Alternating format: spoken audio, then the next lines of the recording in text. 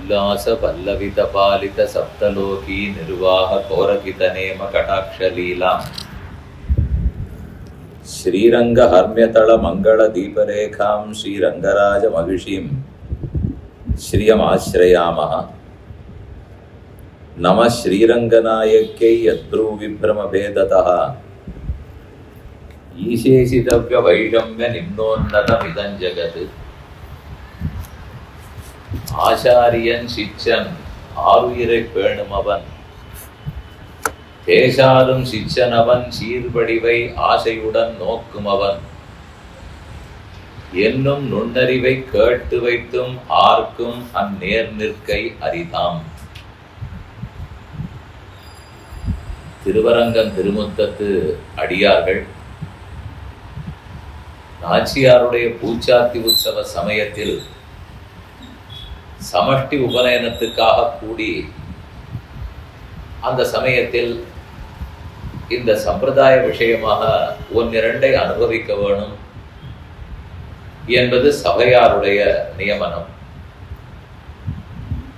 அதன் அடியாக அடியேனுக்கு கொடுக்கப்பட்டிருக்கும் தலைப்பு, நான் ஒரு உண்மையான சிஷ்யனா, அடியன் சிஷ்யன்னு சொல்லிக் கொள்ளலாமா, அதற்கு மேலும் உண்மையான சிஷ்யன்னு சொல்லிக் கொள்ளலாமா என்பது கேள்வியை உள்ளடக்கிய தலைப்பு. ஆச்சாரியர்கள் எப்படி இருக்க வேணுங்கிறதுக்கு நிறைய பிரமாணங்கள், ஆனால் தலைப்பில் அது சேர்க்கப்படவில்லை. ஏனெனில் அவர்களுக்கு அதன்படி இருக்க தெரியும் என்பதற்காக. உண்டா இல்லையா, எப்படி இருக்க வேணுங்கிற சந்தேகங்கள் சிஷ்யர்களுக்கே நிறைய இருக்கிறபடியால் அதை பற்றி கொஞ்சம் விமரிசையாக பார்ப்போம் என்பதால் தான் இந்த தலைப்பு கொடுக்கப்பட்டுள்ளது. சிஷ்யன் என்கிறது யாரு? சிஷ்யனாக இருக்க வேணுமா அல்லது பெருமானிடத்தில் பக்தனாக இருந்தால் போதுமா? எல்லாருமே ஆச்சாரியர்களாக இருக்க வேண்டுமா அல்லது எல்லாருமே சிஷ்யர்களாக இருப்பார்களா? இந்த கேள்வி கேட்கும் போதே ஒன்று தெரிகிறது. யாராக இருந்தாலும் சிஷ்யனாக இருந்துதான் தீர வேண்டும்.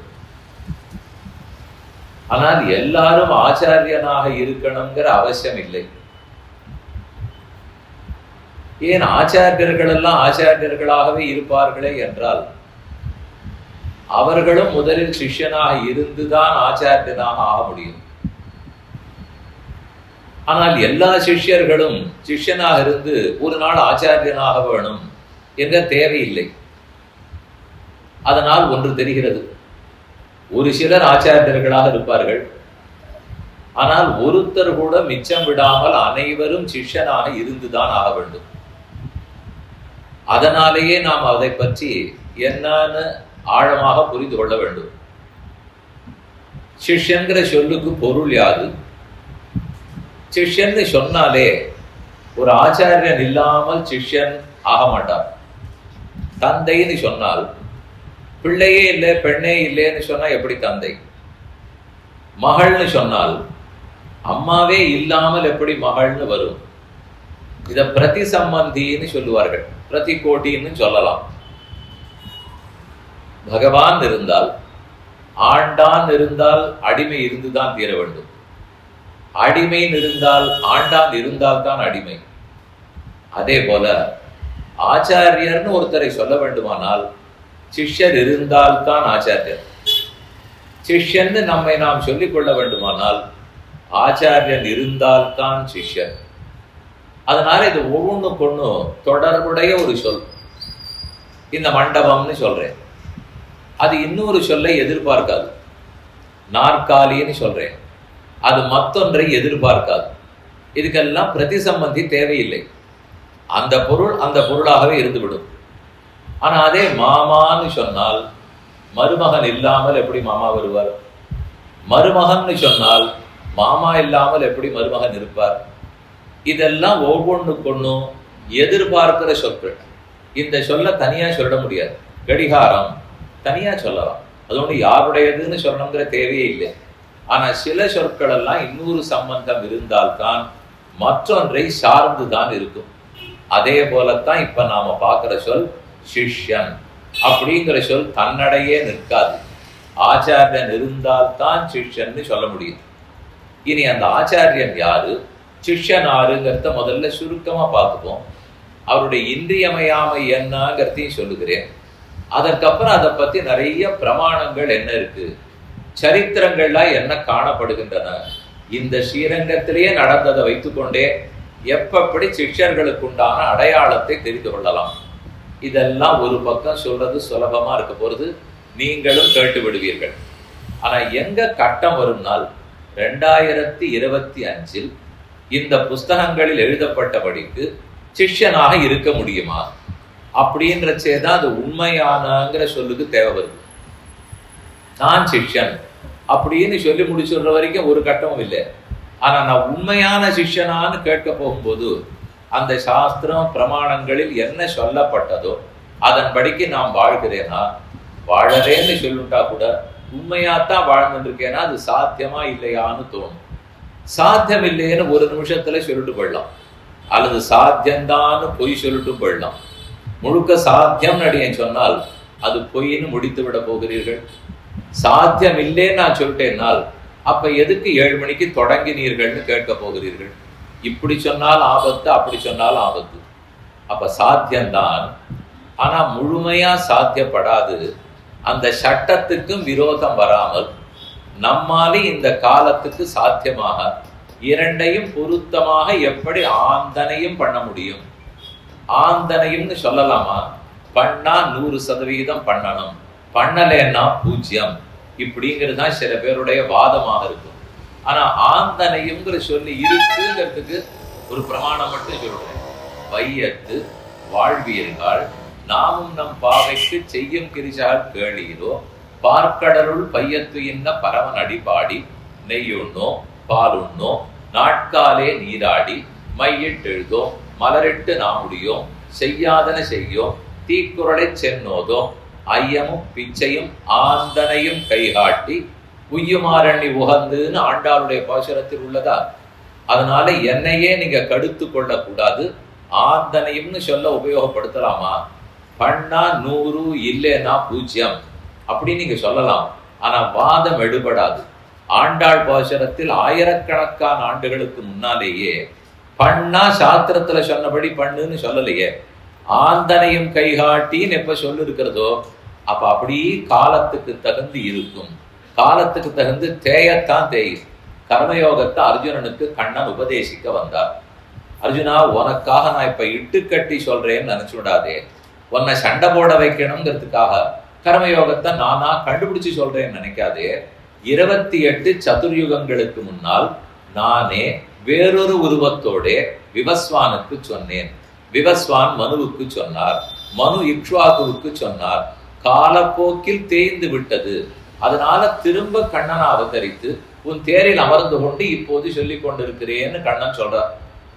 இதத்தான் 28 சதுர்யுகங்களுக்கு முன்னால் சொல்லியிருக்கணும்னால் ஆனானப்பட்ட கண்ணனே ஒரு தடவை சொன்னது காலப்போக்கில தேய்கிறது. மீண்டும் ஒரு தடவை பிறந்து அவர் சொல்ல வேண்டி வருகிறது. அப்ப சொன்னா போலேயே இப்ப சொல்லுகிறாய் என்னால் நல்ல வேளை அர்ஜுனன் அந்த கேள்வியும் கேட்கல, கண்ணன் அதுக்கு சமாதானமும் சொல்லல. 28 சதுர்யுகங்களுக்கு முன்னால் என்ன சொன்னாரோ இம்மி பெசகாமல் அப்படியே தான் சொன்னாரா தெரியாது. அது அவருக்கு தான் தெரியும். அவர் அதை குறைச்சிருந்தாலும் தப்பு இல்லை, அவரது அதை அப்படியே சொல்லியிருந்தாலும் தப்பு இல்லை. முடியும்னு நினைச்சிருப்பார், சொல்லியிருப்பார். அதுவே துவாபர யுகம். அதுக்கப்புறம் இப்ப நாம வாழ்ந்து இருக்கிறது கலியுகம். இந்த யுகத்தில் ஆச்சாரிய சிஷ்யர்கள் அப்படியே இருக்க முடியுமா? அதுவும் ஸ்ரீவைஷ்ணவ சம்பிரதாயத்தில் ஆச்சாரியன்கிறதுடைய முக்கியத்துவம், சிஷ்யன் ஒவ்வொருத்தனுக்கு ஆச்சாரியன் இருந்தே ஆகணும் அப்படிங்கிறதுனுடைய பிராதான்யம், இதெல்லாம் சொல்லணாது.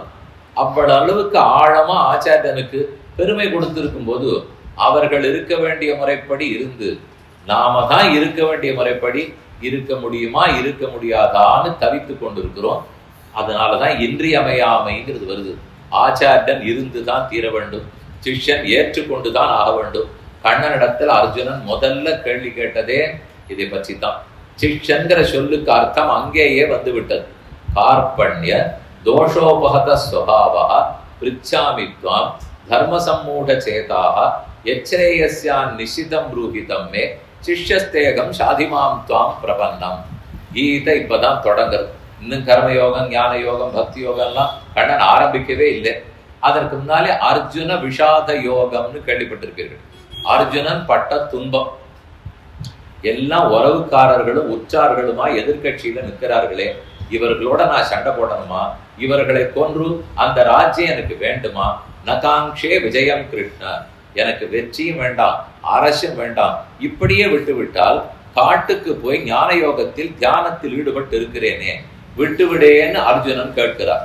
அப்ப அவன் கை கூப்பிட்டு சொல்றது இது, கார்பண்ய தோஷ உபகத ஸ்வபாவா, நான் கார்பண்யம்ங்கிற தோஷத்தாலே அடிபட்டு இருக்கிறேன், பீடிக்கப்பட்டிருக்கிறேன். உபகத ஸ்வபாவா பிரிச்சாமித்வாம், உன்னை பார்த்து கைகூப்பி கொண்டு கேட்கிறேன்.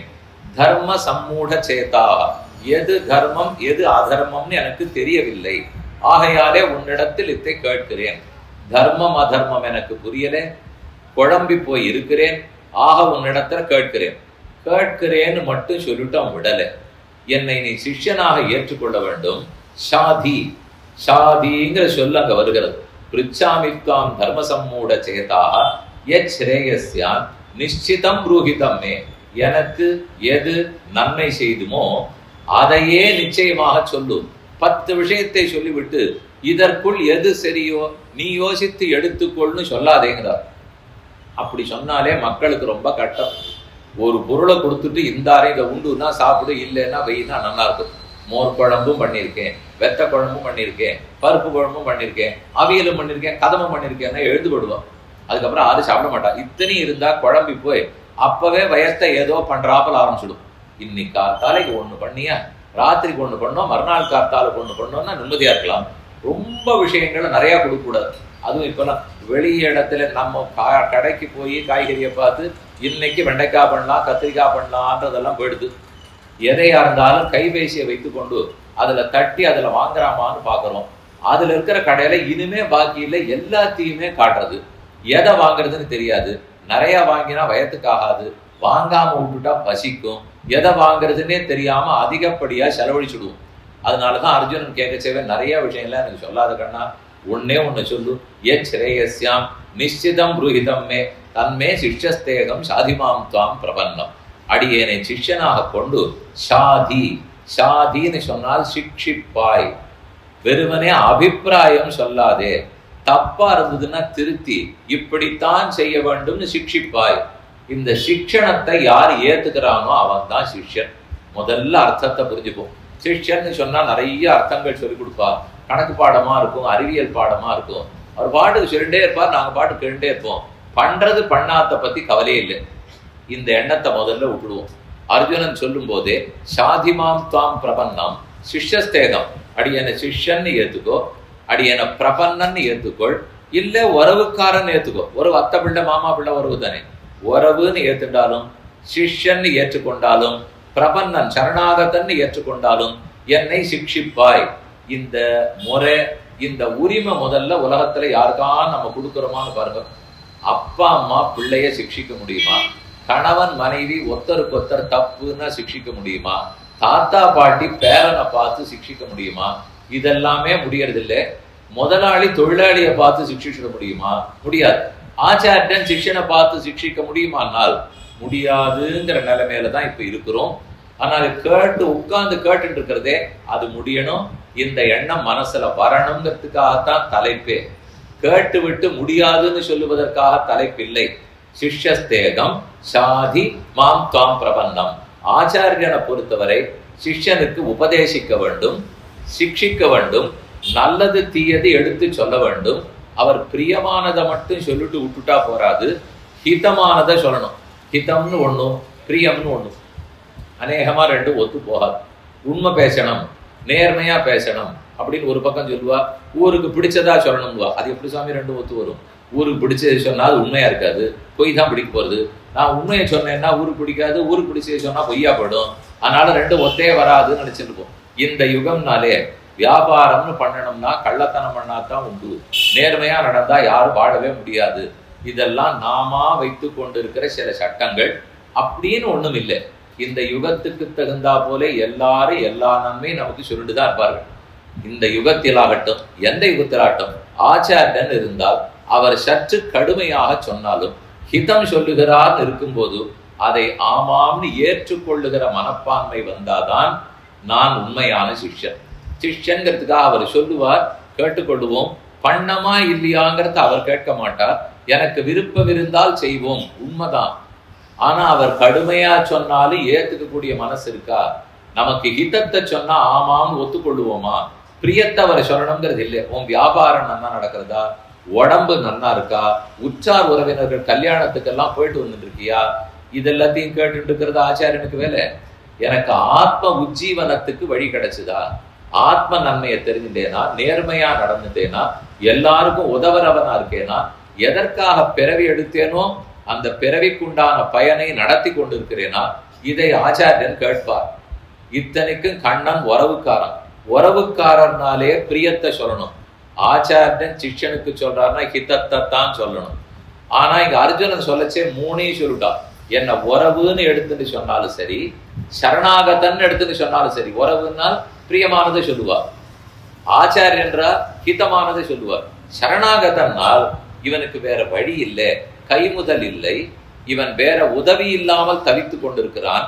நாம் தான் கருணையோட பேசியாக வேண்டும். 3 சப்தத்துக்கு 3 எண்ணம் நம்ம கிட்ட வரணும். ஆச்சாரியன்னு சொல்லும் போது சிஷ்யனுக்கு ஹிதத்தை சொல்லுவார்னு வச்சுக்கோ. உறவுக்காரர்னு சொல்லும் போது உறவுக்காரனுக்கு பிரியத்தை சொல்லுவார்னு வச்சுக்கோ.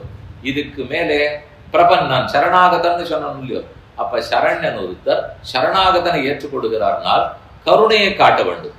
ஹிதத்தை சொல்லு, கருணையோட சொல்லு, பிரியமானத்தை சொல்லு. இந்த 3 உறவோடையும் உங்ககிட்ட நான் கேட்கிறேன்.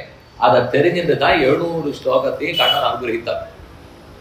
நம்ம இடத்துல கூட ஆச்சாரியன் சிஷ்யனுக்கு சொல்றான்னு அடியன் திருப்பி திருப்பி சொல்லச்சே ஹிதத்தை மட்டும் சொல்லுவார், கடுமையா மட்டும் சொல்லுவார், திருத்தறதுக்கு மட்டும் சொல்லுவார்னு நினைச்சுக்க வேண்டாம். அப்பா அம்மாவை போல பிரியமாகவும் சொல்லுவார். ஒரு சரணாகதன் சரண்யன் இடத்துல இருந்தா கருணை காட்டுவாரா? அந்த கருணையோடும் சொல்லுவார். இருக்கவே இருக்கு ஹிதமாகவும் சொல்லுவார். ஹிதமாகவும் சொல்லி கருணையோடையும் சொல்லி பிரியமாகவும் சொல்லுபவர் தான் நமக்கு ஆச்சாரியன். அப்படித்தான் நம்ம ஆச்சாரியர்கள் இருந்திருக்கார்கள். ஆழ்வார்கள் காலத்திலேயே அதுதான் நடந்து கொண்டு வருகிறது. அர்ஜுனன் அதை எதிர்பார்த்து தான் கேட்கிறான். சிஷ்யஸ்தேகம் சாதி மாம் துவாம் பிரபன்னம். பிரபன்னனா தேவரீரை பிரார்த்திக்கிறேன். இதே போல இதுக்கு முன் யுகத்தில் ராமாயணத்திலேருந்து ஒரு ஸ்லோகம் பார்ப்போம். இப்படி சொன்னது துவாபர யுகத்தில் பாரதத்திலே பகவத்கீதையில முதல்ல இருக்கக்கூடிய ஸ்லோகம். ராமாயணத்துல பரதன் ராமனை தேடிக்கொண்டு போகிறார். சித்திரக்கூட்டத்துல ராமன் எழுந்தருளி இருக்கிறார். அங்கு போய் திரும்பவான்னு கூப்பிடுவோம், நாட்டுக்கு வந்துடுன்னு ராமனிடத்துல பிரார்த்திக்கணும். இந்த எண்ணத்தோட தான் பரதன் போயிட்டு இருக்கார். அகம் சிஷ்யஸ்ய தாசஸ்ய பிரசாதம் கர்த்தும் அர்ஹசி. என்ன சிஷ்யன் நினைச்சிட்டாலும் சரி, தாசன் நினைச்சிட்டாலும் சரி, 2 விஷயம் சொல்றார். அகம் சிஷ்யஸ்ய தாசஸ்ய, சிஷ்யன் தாசன். பிராத்துகு சிஷ்யஸ்ய தாசஸ்ய, என்ன பிராத்தா நினைச்சுக்கோ, சிஷ்யன் நினைச்சுக்கோ, தாசன் நினைச்சுக்கோ. மறுபடியும் 3 வருஷம் பாருங்க. தாசன் சொன்னா சுவாமி தாசனுக்கு எப்படி சொல்லுவார்? சிஷ்யன் சொன்னால் ஆச்சாரியன் சிஷ்யனுக்கு எப்படி சொல்லுவார்? பிராத்தான்னா அண்ணன் தம்பிக்கு எப்படி எடுத்து சொல்லுவார்? அண்ணன் தம்பிக்கு சொல்ல போறாரா? பிரியமாக சொல்ல வேண்டும். ஆச்சாரியன் சிஷ்யனுக்கு சொல்ல போறாரா? ஹிதமாக சொல்ல வேண்டும். வழியத்துக்கு போய் தாசன் சுவாமி நடத்துல போய் நிற்கிறாரா? கருணையோட கிருபையோட பேசியாக வேண்டும். இந்த 3 உன்னிடத்துல எதிர்பார்த்து வந்திருக்கேன். இது பரதன் ராமனிடத்துல பிரார்த்திக்கிறார். இதே போலத்தான் நாம ஆச்சாரியரிடத்தில் இந்த 3 தன்மை எதிர்பார்த்து போய் நிற்கிறோம். ஆச்சாரியனும் உபதேசிக்கிறார். ஆனால் அது நடக்கிறதான்னு பார்க்கும்போது நாம அந்த 3 ஏத்துக்கிறவனா இருக்கணும் இல்லையோ? தம்பியா நம்ம நடந்துக்கணும், உறவுக்காரனா நடந்துக்கணும், தாசனா நடந்துக்கணும்.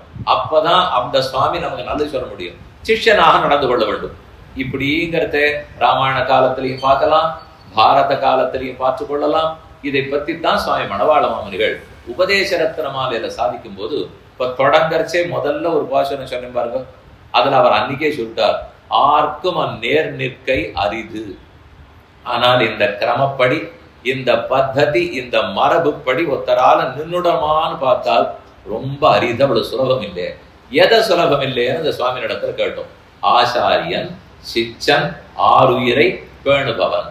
ஆச்சாரியன் சிஷ்யனுடைய ஆத்ம உஜ்ஜீவனத்துக்கு முயற்சிக்க வேண்டும். சிஷ்யனுடைய ஆருயிர், ஆருயிர்னு ஆத்மா. ஆச்சாரியன் சிஷ்யனுடைய ஆத்மாவை பார்க்க வேண்டும். ஆத்மா நல்வழிப்படுவதற்கு வழி பார்க்க வேண்டும். அப்பவே தேகத்தை பத்தி அவருக்கு கவலை இல்லைன்னு அர்த்தம் எடுத்து, நம்ம வீட்டுல கல்யாணம் நடந்ததா, காட்சி நடந்ததா, குழந்தை பிறந்ததா, சீமந்தம் நடந்ததா, வைத்தியசாலைக்கு கூட்டிட்டு போயிருக்கோமா, இதெல்லாத்தையும் பத்தி அவர் கேட்க போவதும் இல்லை. அவருக்கு அதை பத்தி எனக்கு கவலையும் இல்லை. ஆனால் அப்ப அதுலெல்லாம் நான் நன்னாவே இருக்கக்கூடாதா? குடும்பமும் நன்னா இருந்தா தானே ஆச்சாரிடத்துல உபதேசத்தை கேட்க வருவேன்னால் குடும்பம் நன்னா இருக்கிறதுக்கு தாராளமா அனுகரிப்பார். நேர விசாரிச்சுன்றது நித்தப்படி தொலைபேசி பேசியிருந்தா தான் அது அர்த்தங்கிறதே இல்லை. அவர் தன் திருவாராதன பெருமானிடத்தில் இந்த சிஷ்யனுடைய குடும்ப க்ஷேமலாபம் நன்னா பார்த்துக்கும். அப்பதான் என்கிட்ட அவன் ஆத்ம க்ஷேமத்தை கேட்க வருவான். இல்லைன்னா வரவே மாட்டான். வயறு கபகபான்னு பசிக்கச்சே கண்ணன் கீதா சாஸ்திரம் சொன்னார் கேளுன்னா யாரும் கேட்க வரமாட்டான். சாப்பாட்டை போட்டுட்டு உட்காத்தி வச்சுட்டு அப்புறம் கீதை சொன்னா பாதி தூங்கி கொண்டு பாதி கேட்பார்கள். அவ்வளவுதான் இயலும். அது அந்த காலத்திலே அவ்வளவுதானே, இந்த காலத்தை பத்தி கேட்கவே வேண்டாம். அல்ல, ஆச்சாரியனை பொறுத்த வரைக்கும் நல்லதுதான் நமக்கு செய்ய போகிறார், எப்போதும் கொடுப்பார். நாம இப்படி நினைச்சுட வேண்டாம். ஆச்சாரியன் சிஷ்யன் ஆருயிரை பேணுபவன். ஆச்சாரியன் சிஷ்யனுடைய ஆத்மாவை நன்கு கவனித்துக் கொள்ள வேண்டும், ரட்சிக்க வேண்டும். தேசாரும் சிஷ்யனவன் சீர்வடிவை ஆசையுடன் நோக்கும் அவன். சரி, சிஷ்யன் ஆச்சாரிய இடத்துல என்ன பார்க்கணும்? ஆச்சாரியன் சிஷ்யனுடைய ஆத்ம உஜ்ஜீவனத்தை பார்க்கிறார், பார்க்க வேண்டும், பார்க்கிறார். சிஷ்யன் ஆச்சாரியனிடத்தில் என்ன பார்க்க வேண்டும்? ஆச்சாரியன் எப்படி மோட்சம் போறார்னு பார்க்கணுமா? அது நம்ம வேலையே இல்லை. நாம பண்ண வேண்டியது சிஷ்யனவன் ஆச்சாரியனுடைய சீர் வடிவை ஆசையுடன் நோக்கும் அவன். அவருடைய திருமேனிக்கு ரட்சணம் பண்ணணும், அவருடைய குடும்பத்தாரை ரட்சிக்க வேண்டும், அவருக்கு வேண்டிய கைங்கரியங்கள் எல்லாம் பண்ண வேண்டும். இவ்வளவுதான் சிஷ்யனுக்கு பொறுப்பு. சிஷ்யனுடைய ஆத்ம உஜ்ஜீவனம் ஆச்சாரியனுக்கு பொறுப்பு. ஆச்சாரியனுடைய தேக சம்ரக்ஷணம் சிஷ்யனுக்கு இருக்கிற கடமை, அவருக்கு இருக்கக்கூடிய கைங்கரியம். இது உண்மைதான். இந்த நுண்ணறிவை கேட்டு வைத்தும் இந்த ரெண்டு உண்மையா இருந்தாலும் இந்த நுட்பமான விஷயத்தை எல்லாரும் கேட்கிறோம், நன்னாத்தான் புரியுது. இவ்வளவுதான் நான் சொன்னேன். இதுக்கு 2 நாள் 2 ரன் பண்ண கட்டமே படவே வேண்டாமே, சுலபமா இருக்கும். ஆச்சாரியன் சிஷ்யனுடைய ஆத்ம ஜீவனம், சிஷ்யன் ஆச்சாரியனுடைய தேக ஜீவனம், இந்த ரெண்டையும் நாங்க பார்த்துடுறோம். என்னால் இல்லையா, அந்த சுவாமி அதை ஒத்துக்க மாட்டேங்கிறார். அவர் காலத்திலே இதாச்சு 650 வருஷம் அதுக்கு முன்னாடி அவர் எழுத வச்சு, இந்த நுண்ணறிவை யார் கேட்டு வைத்தும் அந்நேர் நிற்கை அரிதாம், ஆனால் அதன்படிக்கு நிற்கிறது ரொம்ப துர்லபம். அரிது அரிது அரிது. எதனால் அரிதுன்ற கேள்வி வரும். ஒவ்வொருத்தனும் ஒவ்வொரு ஆத்மா இல்லையா, அவருக்கு அகங்கார மமகாரங்கள்லாம் இருக்கும். பகவானை பற்றுன்னு சொல்லும் போது கூட பற்றிடுவோம். அதுக்கு மேல ஒரு மனுஷனையே தெய்வமாக கொள்ளுன்னு சொன்னா புத்தி வரணுமே, அதுக்கு நம்ம அகங்கார மமக்காரம் இடம் கொடுக்கணுமே. உபனிஷத்தை சொல்லும் போது எது சுலபமா நடக்குமோ அதை முதல்ல சொல்லிட்டு, எது அடுத்தடுத்து கட்டமோ அதை மேல மேல சொல்றது. மாத்ரு தேவோ பவ, யாரும் ஒத்துப்பா. பெத்தவளை வணங்க போகாதவர் யார்? அதனால மாதாவை தெய்வமாக கொள்றேன்னு ஏத்துடுவான். மாத்ரு தேவோ பவ. பித்ரு தேவோ பவ அதுக்கு அடுத்தது. என்ன பண்ணாலும் அம்மாவுக்கு அடுத்தது தானே அப்பா. மாத்ரு தேவோ பவ.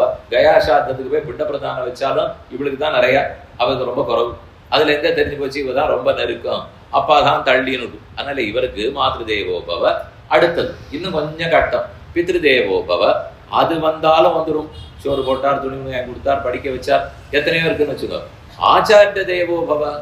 ஆச்சாரியனை தெய்வமாக கொள்ள வேணும்னால் ரொம்ப சிரமப்பட்டு இவர் தான் மோட்சம் வாங்கி கொடுக்க போறாராம், அதனால தெய்வமாக கொண்டாக வேண்டும். கொண்டுட்டோன்னு வச்சுப்போம். அதிதி தேவோ பவ. பாகவதர்கள் பரம பக்தர்கள், அவர்களையும் தெய்வமாக கொள்ள வேண்டும்னால் எப்படி சக மனுஷனா இருக்கார். அவர் மோட்சமும் வாங்கி கொடுக்க போறது இல்லை. என்னாட்டம் வேட்டி கட்டு இருக்கார், என்னாட்டமே சாப்பிடுறார், அவருக்கும் ஜுரம் வருது, என்னை விட அதிகமா வருது. அப்படி இருந்துச்சு, நான் எதுக்கு அவரை தெய்வமாக கொள்ள வேண்டும்? மாத்ரு தேவோ பவ ரொம்ப சுலபம். அதை விட கட்டம் பித்ரு தேவோ பவ, அதை விட கட்டம் ஆச்சாரிய தேவோ பவ, ரொம்பவே சிரமம் அதிதி தேவோ பவ. அதனாலதான் அடுத்தடுத்து உபனிஷத்து அதை சொல்லி வச்சிருக்கு. ஆழ்வார்கள் பாசுரத்துல எங்க பார்த்தாலும் இதையே மற்றொரு கோணத்தில் சாதிக்கிறார்கள். மாதாவை தெய்வமாக கொள்ளுன்னு சொல்றது சாஸ்திரம். ஒரு நிமிஷம் யோசிப்பாரு, எந்த மாதாவை கொள்ளுவாய்? இந்த பிறவிக்கு இந்த மாதா, போன பிறவிக்கு மற்றொருத்தி தாய், அடுத்த பிறவிக்கு யார் தாயோ, போன பிறவி தாயை இந்த பிறவியில மறந்து போயிடலாங்கிறியா? அது யாருன்னு கூட தெரியாதே, அதனால ஒண்ணுமல்ல செய்யலாமா? எல்லா பிறவியிலும் யார் தாயாக இருப்பாளோ அவளை தெய்வமாக கொண்டு விடேன். தெய்வம் ஒருத்தர் தான் எல்லா பிறவியிலையும் தாயா இருப்பார். அவளை தெய்வமானார். தெய்வத்தை தெய்வமாக கொள்ளுன்னு சொல்றதுல அர்த்தமே இல்லையே. தாய தெய்வமாக கொள்ளுன்னு சொன்னா நியாயம். எல்லா பிறவியிலும் தாயா இருக்கக்கூடியது எவ்வுயிர்க்கும் தாயாய் தந்தையாய் மக்களாய் மற்றுமாய் முற்றுமாய் என்று எல்லா ஜென்மத்திலையும் பெருமாள் தான் தாயா இருக்கார். அப்ப அதுக்கு ஒண்ணு செய்வோம். அவரே தாயா இருக்கிறதுனாலே தெய்வத்தையே தெய்வமாக கொள்ளினால், அப்படி சொல்லல, தெய்வத்தை தாயாக கொள்னு மாத்தி வச்சிருவோம். தாயை தெய்வமாக கொள்னு முதல்ல பார்த்தோம், தெய்வத்தை தெய்வமாக கொள்னு ரெண்டாவது சொன்னேன். இல்ல தெய்வத்தையே தாயாக கொண்டு விடுன்னு தான் மூணாவது. அதுக்கு அடுத்தது போனா அதே போல தெய்வத்தை தந்தையாக கொண்டு விடு, தெய்வத்தையே ஆச்சாரியனாக கொண்டு விடு, தெய்வத்தையே பரமபாகவதர்களாக கொண்டு விடு எல்லாம் சொல்லலாம். ஆனாலும் நமக்கு எங்க கொஞ்சம் கடினம் வரும்னால், தெய்வம்ங்கிறது எங்கேயோ தள்ளி இருக்கக்கூடியது. இந்த மாதா, இந்த பிதா, இந்த ஆச்சாரியன், இந்த பக்தர்கள், இவர்கள் இல்லாமல் அங்க போய் எப்படி தெய்வத்தை அண்ட முடியும்? அதனால இப்படித்தான் இருந்தாலும் பாகவதர்களைத்தான் தெய்வமா கொள்ளணும், ஆச்சாரியனைத்தான் தெய்வமா கொள்ளணும். என்ன கூடவே மனசுல ஒண்ணு வச்சுக்கலாம்னால், அப்பா அம்மா என்னதான் இருந்தாலும் கை விட்டுடுவார்கள். பெற்றார் பெற்றொழிந்தார், பெற்றவர்கள் எல்லா நாள் இருப்பார்கள்னு சொல்ல முடியாது. கண்ணநீர் பாய்ச்ச வேண்டாத தாய் தந்தையர்னு சுவாமி பிள்ளோகாச்சாரியர் சாதிக்கிறார். எந்த அப்பா அம்மாவா இருந்தாலும் ஒரு நாள் பரமதிக்கத்தான் போறா, அந்த பிள்ளையோ பொண்ணோ ஒரு நாள் அழத்தான் போறான். அதுக்கப்புறம் எல்லாம் உப்பும் தண்ணீரும் பட்டா மொத்தம் சரியா போதான் போகுது. இதை போல அழ வேண்டிய தேவையே இல்லாம பெற்றவர்னா பகவான் தான். தாயாரும் தகப்பனாரும் எழுந்துருளி இருக்கும்போது அழ வேண்டிய தேவையே இல்லையா? அப்ப அவர்களையே மாதா பிதா, நித்திய மாதா பிதான்னு வச்சு விடலாம். எப்போதைக்கும் மாதாவும் பிதா அவர்கள் தான், எப்போதைக்கும் ஆச்சாரியன் அவர் தான், எல்லாத்துக்கும் பாகவதர்கள் அவர் தான். இருந்தாலும் நேர பக்கத்துல அவரை பார்த்துட முடியாது. அதனாலதான் நம்ம அப்பா அம்மா மூலம் அவரை நினைச்சுக்கிறோம், நம்ம ஆச்சாரியன் மூலம் அவர் அடையிறோம், நம்ம பாகவதர்கள் மூலம் அவரை போய் பச்சை போகிறோம். இந்த ரெண்டு நம்ம மனசுல படணுங்கிறதுக்காகத்தான் உபனிஷத்து ரொம்ப ஆச்சரியமா அந்த அர்த்தத்தை சொல்லியிருக்கு. தாயாரும் தெய்வம் தான், தெய்வமும் தெய்வம் தான், ஆச்சாரியன் தெய்வம் தான், பரமபாகவதர்கள் தான் தெய்வம் தான். ஆனா என்னமோ கஷ்டமா இருக்கேன்னால், தெய்வம்னு சொன்னா எல்லாத்துக்கும் மனசு ஏத்துக்கிறது.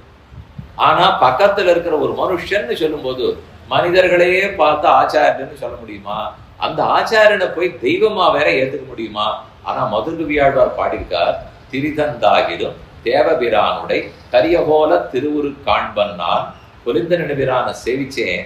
ஆனா அதை காட்டிலும் தேவுமத்தரியேன் குருகூர் நம்பி பாவி நின்னிச்சை பாடி திரிவனே, குருகூர் நம்பியான நம்மாழ்வாரை தவிர எனக்கு மற்றொரு தெய்வம் மனசுலேயே படலேன்னு பாட்டுல பாடுறார். கண்ணுன்னு சிறுத்தாம்பல சாதிக்கிறார். அதனால ஆச்சாரியனை தெய்வமாக கொள்ள வேணும்னு உபனிஷத்து சொல்றது. ஆழ்வார்களுடைய பாசுரங்களை பார்த்தாலும் தெரிகிறது, நன்னா புரியுது. நடக்குமான்னு கேட்டால் நடக்கணும், நடக்கிறது கஷ்டமா இருக்க போறதுன்னு தான் பாட்டு சொல்லியிருக்கு. ஆர்க்கும் அந்நேர் நிற்கை அரிதாம். இந்த உண்மை இதுதான் உண்மைன்னு இருந்தா கூட அதை சுலபத்துல யாரும் மனசுல எடுத்துனோட முடியாது. அப்படி என்னதான் கட்டம் வரப்போறதுன்னு பார்ப்போம். ஆச்சாரியனுடைய தேவை என்னன்னு முதல்ல சொல்றேன். அப்பா அம்மா தேவை எல்லாருக்கும் புரியுது. இருந்தா தானே இந்த உலகத்துக்கு வரவே முடியும். ஒரு தாயும் தந்தையும் இருந்தால்தான் எனக்கு தேக பிறவி கிடைக்கும். இந்த உடலோட ஒரு பிறவி நான் எடுக்க முடியும். அது எல்லாரும் ஒதுக்கக்கூடியது. மருத்துவமனைக்கு போயிருக்கோம், குழந்தை பெத்ததுக்கு பால் கொடுக்குறா, துணிமணி வாங்கி கொடுக்குறா, அதுக்கு உடம்பு சரியில்லைன்னா இவன் தான் தூக்கின்னு கொண்டு ஓடுறா. பிரத்யக்ஷம் கண்ணுக்கு நேர பெற்றவர்கள் பண்ணுகிற நன்மை எல்லாம் தெரியுது. அவர்கள் என்ன சொல்லி கொடுப்பா? உடம்ப ஜாகிரதையா பார்த்துக்கோ, நன்னா படி, நல்ல பிள்ளையாரு, அதோட நன்னா சொல்லி கொடுப்பா. உற்றார் உறவினர் இடத்துல எப்படி நடந்துக்கணும், எங்க பிரதட்சணம் பண்ணணும், எங்க நமஸ்காரம் பண்ணணும், எல்லாத்தையும் நன்னதான் சொல்லி கொடுப்பார்கள். அது பெற்றவர்களுடைய இன்றியமையாமை. இது பிரத்யக்ஷம். அவர்கள் அவசியம் அவர்களிடத்துல நீ நம்பிக்கையோடு இருக்க வேண்டும், அவர்களிடத்துல கைங்கரியம் பண்ண வேணும்லாம் யாரும் பெருசா சொல்லலாம் வேண்டாம். ஏன்னா அவாதான் சின்ன வயசுல என்ன பார்த்துட்டு இருக்கான்னு தெரியும். உம்ம சின்ன வயசுல ஒரு பார்த்துனாலும் உமக்கு தெரியுமானால் அது தெரியாது. ஆனா அடுத்த வீட்டு குழந்தை இப்ப அவர்கள் பார்த்துக்கிறத பார்த்து என்னையும் இப்படிதான் இவ பார்த்துட்டு இருப்பான்னு எனக்கு தெரியும் இல்லையோ. இன்னொன்னு எனக்கு கல்யாணம் ஆகி குழந்தை உடனே இதே பாட்டை நான் படுவேன் இல்லையோ. கடைசி பட்சம் 5 வயசுக்கு அது புரியாட்டா கூட 50 வயசுக்கு புரிஞ்சுதான் ஆகணும். எப்போ ஒரு நாள் தெரிஞ்சிடும். பிரத்யக்ஷத்துல பார்த்தால் தேக பந்துக்கள் எல்லாம் புரிஞ்சுடுவோம். அப்பா அம்மா ஆறு, மாமியார் மாமனார் ஆறு, மாமா ஆறு, அத்தாறு, ஓர்படியாறு எல்லாம் சொல்லுவார். அவர்கள் என்ன சொல்லிக் கொடுப்பார்கள்? தேகத்தை ரட்சிக்கிறதுக்கு என்ன வழி, உறவினர்களோட எப்படி நடந்து கொள்ள வேண்டும், இதெல்லாம் ஜீவனத்துக்கு இருக்கிற வழி. படிக்க வைப்பார்கள், சம்பாதிக்கிறதுக்கு வழி சொல்லிக் கொடுப்பார்கள், எப்படி வாழணும், எப்படி நடந்துக்கணும், எல்லா நாளும் சொல்லுவா. இந்த இடத்து வரைக்கும் ஆச்சாரியன்னு ஒண்ணு வரவே இல்லை பாருங்க. இது வரைக்கும் அப்பா அம்மா வந்தது, உற்றார் வந்தது, நண்பர் வந்தது, உறவினர் வந்தது, உடம்பு எப்படி பாதுகாக்கணும்னு வந்தது, சம்பாதிக்கிறது எப்படின்னு வந்தது, வாழறது எப்படின்னு வந்தது. இது எல்லாம் சரியா போச்சு. ஆச்சாரியன் சிஷ்யன்னு ஒரு வார்த்தை வரவே இல்லையே. அதனாலதான் உபனிஷத்து சொல்லச்சே முதல் படியோட மாத்ரு தேவோ பவ பித்ரு தேவோ பவன்னு முடிச்சு கொடுத்து. அதுக்கு அடுத்தபடி இத்தோட போருமான்னு கேட்டால் 30-35 வயசு வரைக்கும் கூட போரும்னு தோணும். ஆனா அதுக்கப்புறம் அப்படியே நாள்பட நம்ம ஆரெல்லாம் நம்பிட்டு இருந்தோமோ அவள்லாம் அப்படி ஒண்ணு நல்லது பண்றதா தோணாது. நாம என்ன சாப்பிட்டுருக்கோமோ, சம்பாதிச்சோமோ, என்ன பண்ணமோ, இந்த தேகத்தை ரொம்ப நான் பார்த்துட்டோமோ அது அதோட நிற்கிறாப்புலையும் தோணாது. இது எல்லாத்தையும் தாண்டி ஒரு வெற்றிடம் அப்படியே உருவாகும். ஏதோ நடக்கிறதே நம்மளுடைய வசத்துல இருக்கிறதா தெரியல, நானே நான் தானாங்கிற சந்தேகம் வருது. யானே என்னை அறியகிலாதே, யானே எந்தனதே என்றிருந்தேன், யானே நீ என் நெடுமையும் நீயே, நான் யாருன்னு யோசிச்சு பார்க்கிறேன். இந்த பிறவின்றா போன பிறவிங்கிறார்கள், எனக்கே புரியறது நான் எப்படி பிறந்திருக்கேன் ஏன்னு தெரியல. பெத்தவர்கள் இல்லவே இல்லை, நான் ஏன் வந்தேன், இந்த பெத்தவர்களுக்கு ஏன் பிறந்தேன், அடுத்த தரம் பிறப்பேனா, நான் இப்ப பண்றதெல்லாம் நல்லதா பண்ணிட்டு இருக்கேன் ஆனா கட்டப்படுறதா தெரியுது, இப்ப சில தப்பு பண்ணிருக்கேன் அந்த தப்புக்கு தண்டனையே கிடைக்காத தப்பிச்சுட்டதா வேற தெரியுது. இதை நம்மில் பலரும் மூலையில் உட்கார்ந்து கொண்டு கண்டிப்பா யாருக்கோ நன்றி சொல்லியிருக்கோம். இந்த தப்பை நான் பண்ணியிருக்கேன், ஒழுங்கா படிக்கல, சுமாரா தான் போய் எழுதினேன், எப்படியோ தெரியல 88 போட்டுட்டான். அதனால இடமும் கிடைச்சது, படிச்சு ஆயிடுது. அந்த படிக்கிறச்சே போகிறச்சே கூட யாரோ ஒரு பிள்ளை ஒரு 4 கேள்வியை கற்றுக் கொடுத்தான், அதனால போய் எழுதினேன், கிடைச்சிருது. 90 கிடைச்சது, வேலையும் கிடைச்சது, வாய்ப்பும் கிடைச்சது. இதுக்கெல்லாம் நான் ஒன்றும் உழைச்சிருக்கிறதா தெரியல. ஆனா இந்த உண்மை மட்டும் யார்ட்டையும் பகிர்ந்து கொள்ளவே மாட்டோம். இதை நாமா உட்கார்ந்துப்போம். இது கணவன் மனைவியா இருந்தாலும் அப்பா அம்மாவா இருந்தாலும் நிச்சயமா இந்த ரகசியத்தை சொல்லவே மாட்டார்கள். நாம எப்படி இருக்கிறோமோ எல்லாம் அதுக்கு தகுந்த மாதிரி தான் நான் இருந்திருக்கேன்னு இல்லைங்கிறது உள்ளூர நமக்கே தெரியும். நான் அதுக்கெல்லாம் ஒண்ணு தகுதி உடையவன் இல்லை. 2 பக்கமும் நான் சொல்லிட்டேன். இன்ன நல்லதெல்லாம் பண்ணிருக்கேன் ஆனா கட்டப்படுறேன்னு நினைப்போம். இதெல்லாம் நான் பண்ணவே இல்லை ஆனா நன்னா இருக்கேன்னு நினைச்சுப்போம். அப்பதான் இதை தாண்டி ஏதோ இருக்கு. அப்பா அம்மா சொல்லி கொடுத்த விட, பள்ளிக்கூடத்துல ஆசிரியர்கள் சொல்லி கொடுத்ததை விட, கூட இருக்கிற உறவுக்காரர்கள் சொல்லி கொடுத்ததை விட ஏதோ இருக்கு போலுக்கேன்னு தோணும். ஆனா அதை பத்தி யாரும் சொல்ல மாட்டார்கள். யாரு சொல்லுவார்கள்? இவன் தேட போகிறான். அதுக்கு 2 வழி நமக்கு கிடைக்கும். ஒன்று, இந்த புஸ்தகத்தை தாண்டி இருக்கக்கூடிய சாஸ்திரங்கிற புஸ்தகம் தேடி பாப்பா, புரட்டி பாப்பா. வேதங்கள் எல்லாம் என்ன சொல்லித்து, ஸ்மிருதிகள் என்ன சொல்லுகின்றன, இதிகாசங்கள் புராணங்கள் எல்லாத்தையும் பாப்பா. ஆனா அது மலையாட்டம் கடலாட்டம் இருக்கு. எத்தனைய படிச்சு நான் என்ன பண்ண போறேன்னு மலைச்சு போய் புஸ்தகத்தை கீழே வச்சுடுவான், தாண்ட மாட்டான். அப்ப இன்னொருத்தர் வந்து சொன்னார், இந்த எல்லா புஸ்தகத்தையும் ஓரளவு படிச்சு வச்சுட்டு நமக்கு வேண்டியதை மட்டும் சொல்றேன்னு ஒருத்தர் அந்த மூலையில உட்கார்ந்து இருக்கார், அரசமரி தடியில் இருக்கார். நீ வேணா வரையா, நான் அழைச்சிட்டு போறேன், அவரை காட்டுறேன். அவர் என்ன சொல்லுவார்? இது எல்லா புஸ்தகத்தையும் அவராரோ அவருக்கு கத்துக் கொடுத்துருக்காராம், அவர் அதனால அதெல்லாத்தையும் தெரிஞ்சு வச்சிருக்கார். நமக்கு வேண்டிய சந்தேகங்களுக்கெல்லாம் அவர் பதில் சொல்றார். வரியானால் வரேனே, இவனுக்கு வேற வழி கிடையாது. இத்தனை நாள் வாசி பார்த்துட்டான், குழப்பம்தான் மிஞ்சிருது. சரி போவோம்னு போகிறான். அவரை பத்தி கொஞ்சம் விசாரிச்சுக்கிறான். எங்கேயான திசை திருப்பிட்டாருன்னா, ஏற்கனவே நான் குழம்பினவன், எனக்கு இருக்கிற குழப்பம் வராது, நான் மற்றொரு இடத்துல போய் அவரிடத்துல கேட்க போனா என்ன ஆகுமோன்னு இவருக்கு பயம். யார் அவர்னு கேட்கிறான். ஆச்சாரியன்னு இந்த பக்கத்து வீட்டுக்காரர் சொன்னார். அப்படின்னா சொல்லுக்கு பொருள் என்னன்னு கேட்டான். ஆச்சினோதிக்கு சாஸ்திரார்த்தான் ஆச்சாரே ஸ்தாபயத்யபி ஸ்வயம் ஆச்சரதே செய்வ. 3 அடையாளம் அவருக்கு இருக்குன்னு ஆச்சாரியனை பத்தி சொல்லி கொடுத்தான். உண்டா உண்டா உண்டான்னு இந்த புள்ள பாக்குறான். ஆச்சினோதிக்கு சாஸ்திரார்த்தான். இவர் முதல்ல அந்த சாஸ்திரங்களை படிச்சிருக்கணும். ஏன்? நான் அந்த சாஸ்திர புஸ்தகத்தை புரட்டி பார்த்து அதை படிக்கிற அளவுக்கு எனக்கு தெம்பு இல்லைன்னு தானே இன்னொருத்தர் இடத்துல போறேன். அவரும் அதை படிக்கலைன்னா, என் மனம் போன படிக்க சொல்றேன்னு அவர் சொன்னா நான் போக மாட்டேன். எனக்கு தேவை சாஸ்திர புஸ்தகம். அங்கதான் பள்ளிக்கூடத்துல படிச்ச புஸ்தகத்தை விட அதிகமா இருக்குங்கிறத தெரிஞ்சுனுட்டேன். ஆனா அதை படிக்கிற திராணி என்கிட்ட இல்லை. அதை ஒருத்தர் படிச்சிருக்காரான்னு பார்த்தேன். ஆமாம், அவருக்கு சந்தேகத்துக்கு இடமில்லாமல் படித்திருக்கிறாராம். ஆச்சினோதிக்கு சாஸ்திரார்த்தம் ஆச்சாரே ஸ்தாபயத்யபி. அவர் படிச்சுடுவார். ஆனா அந்த படிப்புக்கு தகுந்த கற்க கச்சடர கச்சபின் நிற்க அதற்கு தகுந்தா போல அவர் நடந்து கொண்டிருக்கிறாரான்னு கேட்டேன். ஆமாமா, படிச்சதோட மட்டும் அவர் நிற்கல, தான் அதை கடைப்பிடிக்கிறார். கடைப்பிடிச்சு அவர் மட்டும் கடைப்பிடிச்சுட்டா எனக்கு என்ன ஆகும்?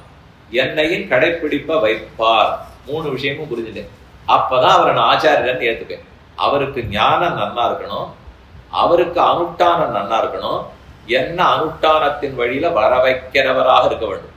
ஆச்சினோதிக்கு சாஸ்திரார்த்தான் ஆச்சாரே ஸ்தாபயத்தவி ஸ்வயம் ஆச்சாரத்தை தானும் ஆச்சரிக்கிறார். அதனால அவருக்கு ஆச்சாரியங்கிற திருநாமம் அவருக்கு ஏற்பட்டதுன்னு கிளம்பி போயிட்டேன். போற வழியில சிஷ்யன் கையை பிடிச்சிட்டு அவர்கிட்ட எல்லா அடையாளமும் இருக்கான்னு நல்லா கேட்டுட்டியே, உம்பக்க நீ ஒண்ணுமே கேட்கலையேன்னா. நமக்கு எப்பவுமே வழக்கம் அவர் ஒழுங்கா இருப்பாரான்னு கேட்ட மட்டும்தான். அது நேர் எதிராக நான் ஒழுங்கா இருக்கணும் இல்லையா? அவர் என்ன அந்த பண்டமெல்லாம் கடையில விற்கிறாளே அதெல்லாம் ஒழுங்கா விற்பாளா? ஒழுங்கா பண்ணிருக்கா? ஒழுங்கா விற்பா? நீர் ஒழுங்கா உபயோகப்படுத்துவீரா? அதை வாங்கிட்டு வந்துட்டா போறாது, அது திறக்கிறதுக்குள்ளேயே உடைச்சிருவோம். ஏதோ ஒண்ணு வாங்கிட்டு வந்திருப்போம், அது சரியா எப்படி மூடிய திறக்கிறதுன்னு தெரியாது. இப்படி கையால் எழுதி அப்படி கையால் எழுத்து கூட போடும். கடைசியில் பார்த்தா ஒரு கோடு போட்டுருக்கோம், இந்த இடத்துல கிழிக்கவும்னு போட்டிருக்கோம், படிச்சே இருக்க மாட்டோம். அதை கையே வைக்காத கிழிச்சோம்னா கையும் கிழிஞ்சு பொட்டியும் கிழிஞ்சு போடும். அதனால அவரை பத்தியே நீ கேட்டுட்டு இருக்கியே, இந்த அடையாளம் இருக்கா அந்த அடையாளம் இருக்கான்னு, உன்னிடத்துக்கு வேண்டிய அடையாளம் இருக்கான்னு பக்கத்துல கை பிடிச்சு கொண்டு போனவர் கேட்டார். என்னிடத்துக்கு வேண்டிய அடையாளம்னா முதல்ல நான் யாருன்னே தெரியலையே. நான் யாருன்னு தெரிஞ்சத்தான் அடையாளம் சொல்லுவேன். ஆமாமா, நான் மனிதன், மனிதனுக்கு உண்ட அடையாளம் இருக்குன்னா அவன் இல்லேன்னு விட்டான். நான் ஆண், ஆணுக்கு உண்டான அடையாளம் இருக்குன்னா அவன் இல்லேன்னு விட்டான். நான் படிச்சவன், படிச்சவனுக்கு உண்டான அடையாளம் இருக்குன்னா இல்லேன்னு விட்டான். இது எதுவுமே உங்கள்கிட்ட நான் எதிர்பார்க்கல. அவரிடத்துல அடையாளம் கேட்டியே, அதுக்கு பிரதி கோட்டியா உன்னிடத்துல அடையாளம் இருக்குமானால் யாருக்குரிய அடையாளம் நான் திருப்பி கேட்டேன். என்ன, நான் மனுஷன்னு சொல்லி பார்த்துட்டேன், புருஷன்னு சொல்லி பார்த்துட்டேன், பணக்காரன்னு சொல்லி பார்த்துட்டேன், படிச்சவன்னு சொல்லி பார்த்துட்டேன். இது எதையுமே ஒத்துக்கல. ஏன்னால் நான் புருஷன்னு சொல்லணும்னால் அப்ப யார்கிட்ட போய் கேட்க போறேனே, அவரை புருஷனா எதிர்பார்த்து தானே போகணும். அதை நான் எதிர்பார்க்கலையே. நான் என்னை பத்தி மனுஷன்னு சொல்லிட்டேனே, அப்ப அவரிடத்துல மனுஷனான்னு எதிர்பார்த்துன்னு போனோம். நான் அதையும் எதிர்பார்த்து போலையே. நான் எதை எதிர்பார்த்துன்னு போறேன்? நான் அறியாத சாஸ்திரத்தை எனக்கு உபதேசிப்பாரா, இந்த எண்ணத்தோட தான் அவரிடத்துல போறேன். அப்ப அவர் ஆறு ஆச்சாரியங்கிற பட்டம்னு தெரிஞ்சு போச்சு. அவருக்கு வேண்டிய அடையாளங்கள் இருக்கு. அதுக்கு நேர் எதிரா நான் என்னவா இருக்கணும்? சிஷ்யனா இருக்கணுமே. நான் சிஷ்யங்கிறதுக்கு உண்டான அடையாளம் இது மனுஷனை காட்டிலும் வேறுபட்டது, இது படித்தவனை காட்டிலும் வேறுபட்டது, இது பிரபந்தனை காட்டிலும் வேறுபட்டது, இது சிஷ்யனுக்கு உண்டான அடையாளம். சொல்லுக்கு பொருளே எனக்கு தெரியாது. ஓ, அந்த ஆச்சாரியன் சிஷ்யனா இருந்தா தான் சொல்லுவாரா? எங்கிட்ட சிஷ்யனுக்கு இருக்க அடையாளம் இருந்தால் தான் அவர் சொல்லுவாரானால், இல்லையே யார் கேட்டாலும் சொல்லுவார்னா. இவன் சொன்னதை கேட்டு நான் குழம்பே போயிட்டேன். இப்பதான் நீ இருக்கிறபடி இருந்தால்தான் அவர்கிட்ட போலான்னு சொன்னேன். ஆமா, அப்ப நான் எப்படி இருக்கணும்னு கேட்டேன். எப்படி இருந்தாலும் அவர் சொல்லுவார்னு வேற சொல்லிட்டேன். அப்ப சொல்ல வேண்டியதானே என்னால், அவர் எப்படி இருந்தாலும் சொல்லுவார். ஆனால் நீ இப்படி இருந்தா தான் அவர் சொன்னது உங்ககிட்ட வேலை செய்யும். அவர் சொல்ல மாட்டேன்னு சொல்லவே இல்லை. அவர் தாராளமா சொல்லுவார். அவர் சொன்னாலும் அதுக்கு தகுந்து நான் இருந்தா தானே அது என்னிடத்துல வேலை செய்யும். ரசம் எடுத்து கண்ணாடியில, வீட்டுல கண்ணாடி நிலக்கண்ணாடி மாட்டி வச்சிருந்தோம். அது எதை வேணும்னாலும் காட்டும். நான் முன்னாடி போய் நின்னாலும் காட்டும், யார் முன்னாடி போய் நின்னாலும் காட்டும். என் முகம் நன்னா இருந்ததுன்னா நன்னா இருந்துன்னு சொல்லும், நன்னா இல்லைன்னா நன்னா இல்லைன்னு சொல்லும். எல்லாம் அப்படியே செய்யும். ஆனா ஒரே ஒரு தேவை, எதையும் அதுல பிரதிபலிக்கலாம். அதுல ரசம் ஒழுங்கா இருந்தா தான் அது ஒழுங்கா காட்டும், இல்லைன்னா காட்டாது. அதை போல யாருக்கு வேணா ஆச்சாரியன் உபதேசம் விடுவார். சிஷ்யனுக்கு உண்டான அடையாளம் உன்னிடத்துல இருந்தால்தான் அவருடைய உபதேசம் பலிக்கும், இல்லைன்னா உனக்கு அது பயனே இல்லாத போயிடும் அப்படின்னு எனக்கு உடனே பாட்டு ஞாபகம். பயனன்னாகிலும் பாங்கல்லராகிலும் செயல் நன்னாக திருத்தி பணிகொள்வான், குயில் நின்னார் பொழில் சூழ் குருகூர் நம்பி முயல்கின்றேன் உந்தன் மொய்களர் கண்பையே. இந்த பக்கத்து நண்பன் என்ன சொல்லி கொண்டு போனா, உங்ககிட்ட சொல்லி பயனே இல்லாத போயிடும், உனக்கு இருக்கிற அதிகாரம் இல்லைன்னா அவர் எப்படி உனக்கு சொல்லுவார் இப்படின்னு போகிறச்சவே எனக்கு பாட்டு மட்டும் ஞாபகம் வந்துடும். முதல் வியாழ்வார் சொன்னாரே, பயனே இல்லாவிட்டாலும் பாங்கு அதிகாரமே இல்லாவிட்டாலும் ஆச்சாரியர்கள் உபதேசித்து திரித்து விடுவார்கள்னு சொல்லியிருக்காரு. அதை போல இந்த ஆச்சாரியனும் தன் உபதேசத்தால் என்னை மாத்திடுவாரானால் அந்த சிஷ்யன் திருச்சிந்தே பக்கத்துல இருக்கணும் சொன்னா அது உபதேசத்தால பண்ண மாட்டார். உபதேசம்ங்கிறது விஷயம், அதை வச்சுன்னு நீ கேட்டு ஒழுங்கான புத்தியோடு இருந்தா தான் திருந்த முடியும். ஆனா அவர் இன்னொன்னு பண்ணுவார், கட்டாட்சத்தாலையும் திருத்துவார். உன்னை அதிகாரம் ஆக்கிறதுக்கு கட்டாட்சிப்பார், அதிகாரத்தை கொண்டு வந்துடுவார், அப்புறம் உபதேசிப்பார். அது உன்னிடத்துல ஈடுபடும். கட்டாட்சித்தே மோட்சம் கொடுத்துட மாட்டார். அங்கதான் நம்ம ஜாகிரதையா புரிஞ்சுக்கணும். நம்ம என்ன நினைக்கிறோம், நான் இப்படியே இருந்துடுறேன், ஆச்சாரியன்ட்ட போறேன், அவர் உபதேசம் எல்லாம் பண்ண வேண்டாம், கட்டாட்சிப்பார், மோட்சம் கொடுத்துருவார். இப்படி நினைச்சுக்கலாமானால் அதுல நிரடல்கள்லாம் இருக்கும். அது அவ்வளவு சுலபமா நடந்துடாது. ஆனா அவர் கட்டாட்சிக்க மாட்டான்னு சொல்லவே இல்லை. முதல்ல கட்டாட்சித்து நல்லதனமா ஆக்கிட்டு அப்புறம் அவர் சொல்றதை ஏத்துக்கக்கூடிய பக்குவத்தை கொடுத்துட்டு அப்புறம் உபதேசம் பண்ணி இவனை மோட்சத்துக்கு வழி பெற்றவனாக ஆக்குகிறார். ஆஹா, ஆச்சாரியன் ரெண்டு விதம் பண்றார். ஒன்னு அவருடைய கண்ணு கட்டாட்சம், மற்றொன்று அவர் பண்ணக்கூடிய உபதேசம். இந்த உபதேசத்தை ஏத்துக்கிற பக்குவம் எனக்கு வரலையா, அந்த பக்குவத்தை கடாட்சத்தால கொடுத்துருவார். அந்த பக்குவம் வந்த பிற்பாடு எனக்கு உபதேசிக்கிறார். இந்த ரெண்டு நிலைக்கு நான் தயாரா தான் போகணும். என்கிட்டயே அதிகாரம் இருந்ததுன்னா கட்டமே இல்லை.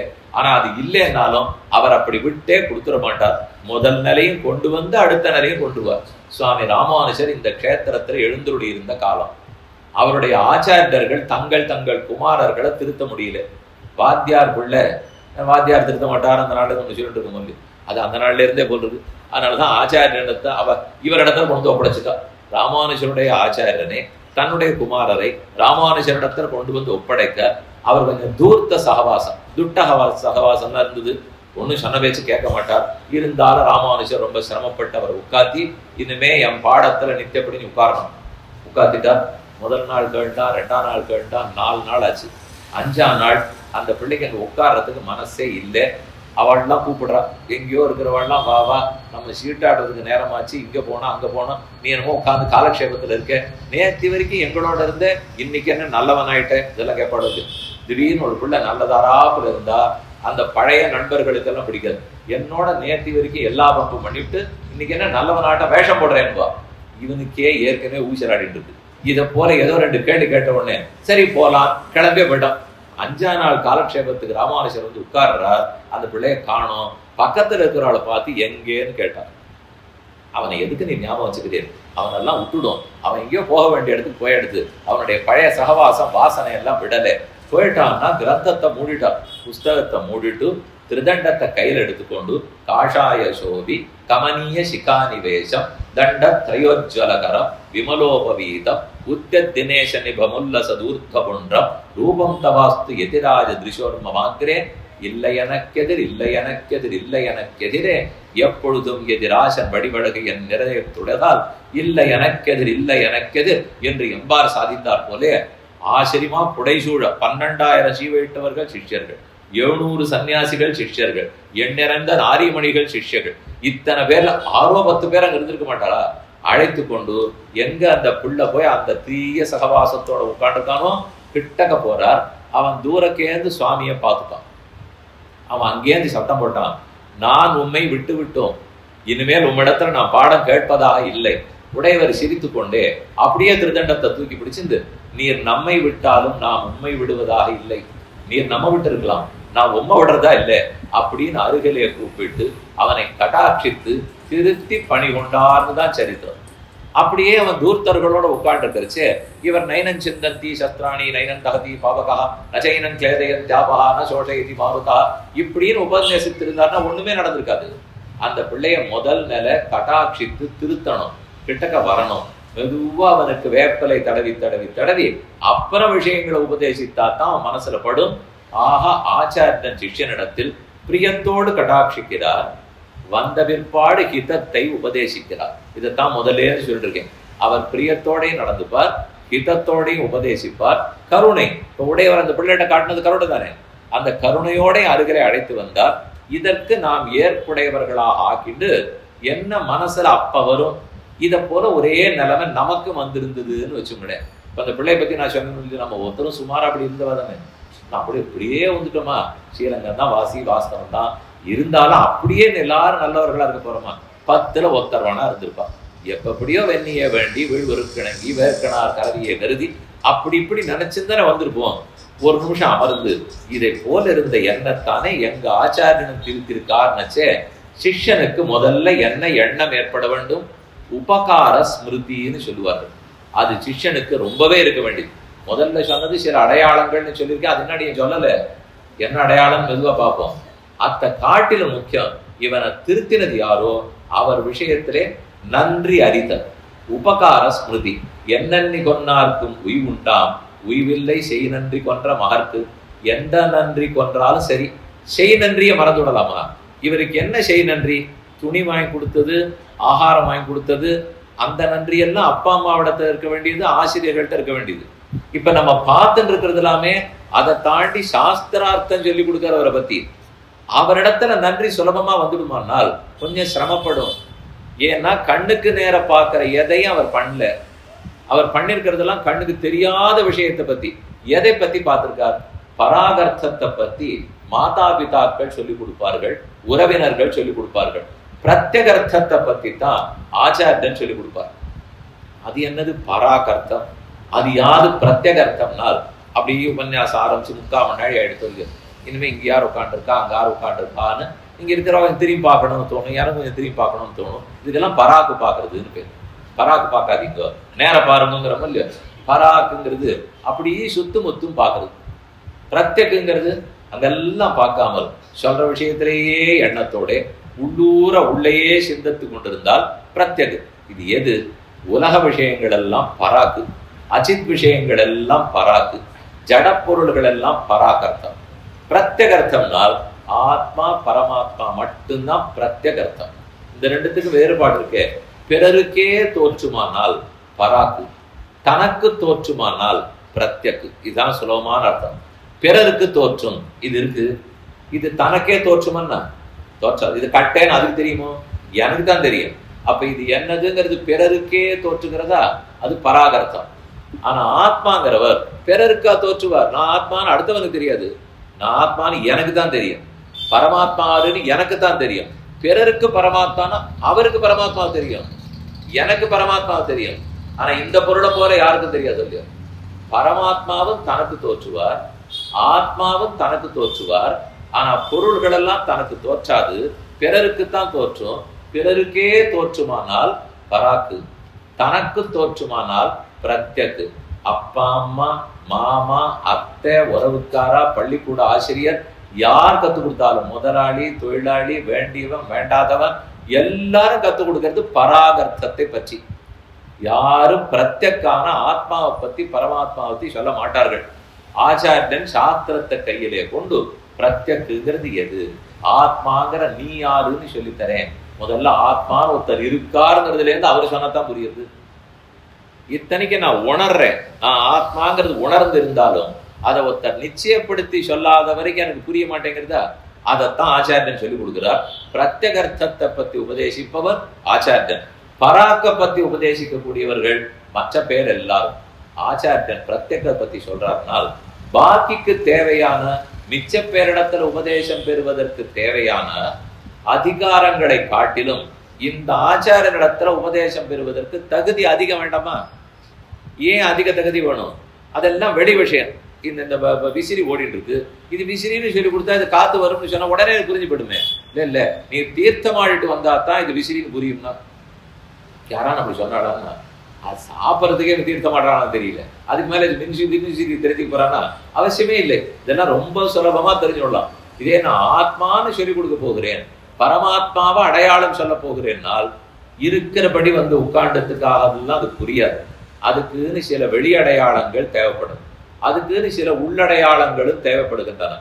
அது இருந்தா தான் ஆச்சாரியன் சொல்லணும், அப்படி இருந்தா தான் அது எடுபடும். ஆனா அது இருந்தா தான் சொல்லுவேன்னு ஆரம்பிச்சா யாரும் அப்படி வரவே மாட்டார்கள்.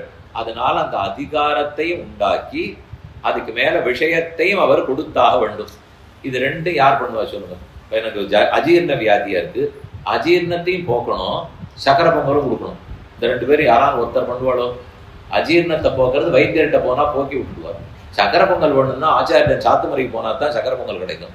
அங்க போனா உடம்பு சரியா போறதுக்கு மருந்து கொடுப்பாளா, இங்க போனா சக்கர பொங்கல் கொடுப்பாளா? ரெண்டும் நடக்காது. இது ஆளே வேற, அது ஆளே வேற. ஆனா ஆச்சாரியனை பொறுத்த வரைக்கும் முதல்ல இவனுக்கு அதிகாரத்தை ஏற்படுத்தி அதுக்கப்புறம் அர்த்தத்தையும் உபதேசித்து இவனை திருத்தி கிட்டக்க கொண்டு வருகிறாரா? இதுதான் ஆச்சாரியனுடைய முக்கியத்துவம். இதுக்கு நம்ம எவ்வளவு அதிகாரத்தை சம்பாதித்துக் கொள்ள வேண்டும்? உறவுக்காரா என்ன சொல்லிக் கொடுப்பா, பள்ளிக்கூட ஆசிரியர் என்ன சொல்லிக் கொடுப்பா, அது ஒரு படி. அதுக்கு மேல ஆச்சாரியன் கண்ணுக்கு தெரியாத விஷயத்தை சொல்லிக் கொள்ள கொடுக்கிறார். அதனால்தான் பிரத்யகர்த்தத்தை தெரிஞ்சுக்கிறதுக்கு அதிகாரம் அதிகமா தேவைப்படுது. பராக்க தெரிஞ்சுக்கிறதுக்கு அதிகாரம் குறைவு, பிரத்யக்க தெரிஞ்சுக்கிறதுக்கு அதிகாரம் அதிகம். இப்ப பார்ப்போம். பெற்றவர்கள் பெறுகிறார்களே, இது அம்மா இது அப்பா. அம்மா தான் கர்ப்பம் சுமக்கிறாள், அப்பா தான் கர்ப்பத்தை கொடுத்தாள். இவா 2 பேரும் சேர்த்து எனக்கு இந்த சரீர பிறவியை கொடுத்து விட்டனர். அதே போல நீர் அடுத்த ஆச்சாரியன் ஏதோ சொல்லிக் கொடுப்பார்னு சொன்னீரே, அங்கேயும் பிறவி உண்டா? அங்கேயும் அப்பா அம்மா உண்டா? அங்க அப்பா ஆறு அம்மா ஆறு, ஆச்சாரியங்கிறவர் எதிர சேர்ப்பீர்னு சொன்னால் வித்தை தாயாக பெற்று பாலும் அமுதுமான திருமால் திருநாமத்தாலே வளர்த்தன்னு ஒரு அழகான சூத்திரம் ஆச்சாரிய ஹிருதயத்திலே. அழகிய மணவாள பெருமாள் நாயனார்னு ஒரு சுவாமி பிள்ளலோகாச்சார சன்னதி சேவிக்கிறோம் இல்லையோ, அவரோட அவருடைய திருத்தம்பியாதான் அழகிய மணவாள பெருமாள் நாயனார். அவருடைய பாதுகை என்னவோ அதுதான் நாயனார்வார்கள். திராவிடாம் நாய ஹிருதயம் குரு பருவ கிரமாகதம் ரம்யஜாமாது தேவேன தரிசிதம் கிருஷ்ணசூனுனா ஆச்சாரிய ஸ்வாந்தவத்தாரம் அபிராம வராவிதம் ஸ்ரீகிருஷ்ணதனயம் வந்தே ஜெகத்குரு வரானுஜம்னு அந்த சுவாமியை பத்தின தனியன்கள். அவர் சொல்றார், இங்கேயும் ஆச்சாரிய விஷயத்திலேயும் அம்மா உண்டு, ஆச்சாரிய விஷயத்திலேயும் அப்பா உண்டு, ஆச்சாரிய விஷயத்திலையும் குழந்தை பிறக்குங்கிறார். இது கேள்வியப்பட்டது இல்லையே. உலக விஷயத்துல குழந்தை பிறக்கும், உடற்பிறவி இறக்கும்னு தெரியும்னால் இல்ல கரியான் பிரம்மத பிதா, நமக்கு ஞானத்தை கொடுக்கக்கூடியது ஆச்சாரியன். பிறவி எது?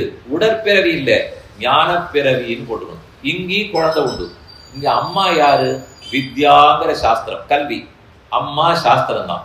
அந்த சாஸ்திரம் நேர ஒண்ணும் நமக்கு பயன்பட்டுடாது. அப்பா இருந்தா தானே குழந்தைய கொடுக்க முடியும். அதுதான் ஆச்சாரியன். ஆச்சாரியங்கிற தந்தை வித்யாங்கிற தாயை வைத்துக்கொண்டு ஒரு குழந்தை பெறுகிறார். அந்த குழந்தை தான் எனக்கு ஞான பிறவிங்கிற குழந்தை. கரியான் உடற்பிறவி கிடைத்ததை காட்டிலும் ஞான பிறவி எடுத்தது இன்னும் சிறப்பு. அதனாலதான் பிரம்மத பிதா, பிரம்மத்தை எனக்கு உபதேசிக்கிறாரே பிதா ஆச்சாரியன், அவர் கரியான். அவர் இன்னும் இந்த பெற்றவர்களை காட்டிலும் சிறப்புடையவர். அதனால்தான் ஆச்சாரியன் செய்த உபகாரமானவது, ஆச்சாரியனுக்கு என்ன உபகாரம் பண்ணியிருக்காரோ அதை ஒவ்வொரு நிமிஷமும் நினைச்சு நினைச்சு தூய்தாக நெஞ்சில தோன்றணும். உபகார ஸ்மிருதியை விட்டுடவே கூடாது. சரீரம் கொடுத்ததை விட ஆத்மாவுக்கு உஜ்ஜீவனம், சரீர பிறவியை காட்டிலும் ஞான பிறவி இது எப்போதும் நிற்கக்கூடியது. இன்னும் ஒரு வித்தியாசம் சொல்றேன், அப்பா அம்மா உடற்பிறவி கொடுத்திருக்காருனால் அது அடுத்த உடற்பிறவியை தடுக்குமா? தடுக்குமா? தடுக்காது. அநேகமா அடுத்த உடற்பிறவியை கொடுக்கும். அதை வைத்துக்கொண்டுதான் இந்த அப்பா 3 தலைமுறைக்கு தர்ப்பணம் பண்ணிருக்கேனே, மாவாசம் வந்துடும், மாச பிரவேசம் வரும், வந்த உடனே அப்பாவுக்கு, தாத்தாவுக்கு, முத்தாத்தாவுக்கு, கொழு தாத்தாவுக்கு, இந்த பக்கத்துல அம்மா பெத்த தாத்தாவுக்கு, அவருடைய அப்பாவுக்கு, அவருடைய அப்பாவுக்கு. இதுலயே தெரிஞ்சு போச்சு அடுத்தடுத்த பிறவிங்கிறது நிச்சயம். எப்ப 3 தடவை தர்ப்பணம் பண்றேனோ அந்த எண்ணை கொடுக்கறச்சவே இவருக்கு இவருக்கு இவருக்கு பிதிரு கணங்களுக்கெல்லாம் சேர்த்து பண்ணி, பிதிரு கணபத்னிக்கெல்லாம் சேர்த்து பண்ணி எல்லாரும் பண்ணிருக்கோம்னா பல பிறவின்னு எடுத்தா. ஆனா ஆச்சாரிய ஞான பிறவி கொடுக்கறதே எடுத்து தெரியுமோ, அடுத்த பிறவி கூடாதுங்கிறதுக்கா. அடுத்த பிறவி உண்டு உண்டுன்னு வளர்த்து விடக்கூடிய பெற்றவர்களை விட அடுத்த பிறவி எதற்கு தேவையில்லையேன்னு சொல்லக்கூடிய பெற்றவர்களான வித்தைங்கிற அம்மா, ஆச்சாரியங்கிற அப்பா, அப்படியே மாதா பிதான்னு சொல்லலாம். இருந்தாலும் நேர சொன்னா இன்னும் சுலபமா மனசுல தெரிச்சுடும். அதனாலதான் அம்மா அப்பான்னு சொல்றேன். வித்தை தாயாக பெற்று, வித்தை தான் நமக்கு தாய், ஆச்சாரியன் தான் நமக்கு தந்தை. அவர் நமக்கு தனி பிறவி கொடுக்கிறார். அதுதான் ஞான பிறவி. அந்த ஞான பிறவியை பெற்றுட்டதுனாலே சிஷ்யன் உபகார ஸ்மிருதியோடு இருக்க வேண்டும். இவர் தான் எனக்கு இந்த உயர்ந்த விஷயத்த பண்ணி கொடுத்திருக்கார், இதை நான் மறந்துடவே கூடாதுன்னு நினைக்க வேணும். அப்ப இவனுக்கு ஒரு எண்ணம் வருது, நான் புஸ்தகத்தை திறந்து படிச்சு கூடாதா? இவர் இல்லாட்டா இன்னொருத்தர சொல்லிக் கொடுக்க கூடாதா? நானா சிந்தித்து சிந்தித்து தெரிஞ்சு கூடாதா? இதுல தாங்களே ஜெகத்தே சிருஷ்டி பண்ற அளவுக்கு ரொம்ப பெரிய மனுஷாலாம் இருக்கா. ஆறும் ஒன்றும் வாடாலும் நடக்காது. ஆனா நினைச்சுக்கிறது மட்டும், நான் கடவுள் இருக்கார், நான் இருக்கேன், விட்டா நானே கடவுளா கூட இருக்கேன், அதுக்கு மேல எனக்கு அவருக்கு நடுவுல யாரும் தேவையில்லையே. ஆச்சாரியன் வந்து என்ன சொல்லிக் கொடுக்க வேண்டும்? நானே சிந்தித்து சிந்தித்து பிரம்மத்தை தெரிஞ்சு கூடாதா? இல்லைன்னாலும் இந்த ஒரு உபன்யாசம் நடந்துட்டு இருக்கு இல்லையா, நடந்துட்டு இருந்துச்சு, அந்த மூலையில இருந்து கேட்கலாமே. இப்படியே கேட்டுட்டு நான் பகவானை பத்தி தெரிஞ்சு கொள்றேனே. ஒரு ஆச்சாரியனிடத்துல போய் அண்டி கேட்கணும், இது என்ன தேவை, அவசியம் இல்லையேன்னு ஒருத்தனுக்கு தோணலாம். ஆனா கண்டிப்பா அது தேவைன்னு சொல்றார்கள். ஏன்னு சொல்றேன், உபகோசல வித்யான்னு ஒண்ணு சாந்தோக்கிய உபனிஷத்தில் உபகோசல வித்யை முக்கியமாக ஓதப்படும். ஜாபாலர்னு ஒருத்தர், சத்தியகாம ஜாபாலர்னு ஒரு பேர். ஜபாலான்னு அவருடைய தாயார். அவர் முதல்ல அப்பா யாருன்னு தெரியாது. ஆச்சாரியனிடத்துல போனார், நான் வித்தியை கத்துக்கணும் தான். யாரு, எந்த கோத்திரம், நீ எந்த சூத்திரம், உங்க அப்பா யாரு, அதெல்லாம் எனக்கு யாரும் தெரியாது. ஜபாலா எங்க அம்மா, சொல்லி கொடுக்குறியாங்களா? நீ எப்ப இந்த உண்மையை சொல்லிட்டியோ உனக்கு நான் சொல்றேன் அப்படின்னு அவர் சொல்ல ஆரம்பிச்சார். அவருக்கு தான் சத்தியகாம ஜாபாலன் அப்புறம் பேர் வந்தது. அந்த சத்தியகாம ஜாபாலன் நடத்துற ஒரு பிள்ளை பாடம் படிச்சுட்டு இருக்கான். 12 வருஷம் படிச்சுட்டான், நல்லா படிச்சான். உபகோசலன்னு ஒரு பேர். பிள்ளை கத்துக்கிறான். ஆனா கடைசியில பிரம்மத்தை பத்தி முடிக்க வேண்டியது மட்டும் அவர் பண்ண மாட்டேங்கிறார், இழுத்தடிக்கிறார், சொல்ல மாட்டேங்கிறார். தர்மபத்தினி இல்லையோ ஆச்சாரியனுடைய பத்னி, அவளுக்கு என்ன இந்த பிள்ளை நல்ல பிள்ளையா இருக்கானே, இவர் பாடத்தை முடிக்கலாம், ஆனா கடைசி நிமிஷத்துல ஏதோ இழுத்துட்டு இருக்கார். இருந்தாலும் அவர் சொன்னா அவர் தான் குரு, அவர்கிட்ட இதுக்கு மேல சொல்ல முடியுமா? சொல்லலையா ஆட்டம் சமயம் வரும் சொல்றேன் இப்படின்னு அவரு சொல்லிட்டே இருக்கார். ஒரு தடவை அவருக்கு வெளியூருக்கு போக வேண்டிய தேவை. சுவாமி ஆச்சாரியன் கிளம்பி போயிட்டார். தர்மபத்னி சாப்பாடு போடுறதுக்கு உணவு பரிமாறதுக்காக கூப்பிடுறான். வா பிள்ளாய் உட்காரு. உட்கார்ந்தவனுக்கு நெய் சாதிக்கிறதுக்கு போனான். நல்ல நல்ல வஸ்துக்கள்லாம் சாதிக்க போனான். இதுல எல்லாம் எனக்கு விருப்பம் இல்லை, ஏனால் நான் ரொம்ப துக்கத்துல இருக்கேன், நிறைய துன்பப்பட்டு கொண்டு இருக்கிறேன், அதனால இதை சாப்பிட்றதுக்கு எனக்கு விருப்பம் இல்லைன்னு பிள்ளை சொன்னான். என்ன பிள்ளாய் துன்பம்? நான் தான் ஆகாரம் போடுறேன், உனக்கு அம்மா வாட்டேன் இல்லையா? நான் போடுறேன், எல்லாம் சரி. ஆனா நம்ம குரு இன்னும் சொல்ல வேண்டிய அந்த கடைசி பிரம்ம ஞானத்தை கொடுக்க மாட்டேங்கிறார், இதுதான் எனக்கு சமமா இருக்குன்னு அவன் வருத்தப்பட்டுட்டான். சரி திரும்பி வரட்டும், ஒரு தடவை நான் பேசி பார்க்கிறேன் அப்படின்னு ஆச்சாரிய பத்னியும் சொல்லிட்டான். நித்தியப்படி அக்னி ஆராதிக்கணும் இல்லையோ, கார்கபத்யாக்னி, தாட்சிணாக்னி, ஆகவனீயாக்னின்னு 3 அக்னிகள். ஆழ்வார் பாசுரத்துல தொண்டடிப்புடி ஆழ்வார் குளித்து 3 அனலையோம்பும் குறிகள் அந்தணவதன்ன ஒளித்திட்டேன் என்கணில்லை நின்கணும் பத்தனல்லேன்னு பாடினார். அதான் குளித்து 3 அனலையோம்பும். அனலகான அக்னி.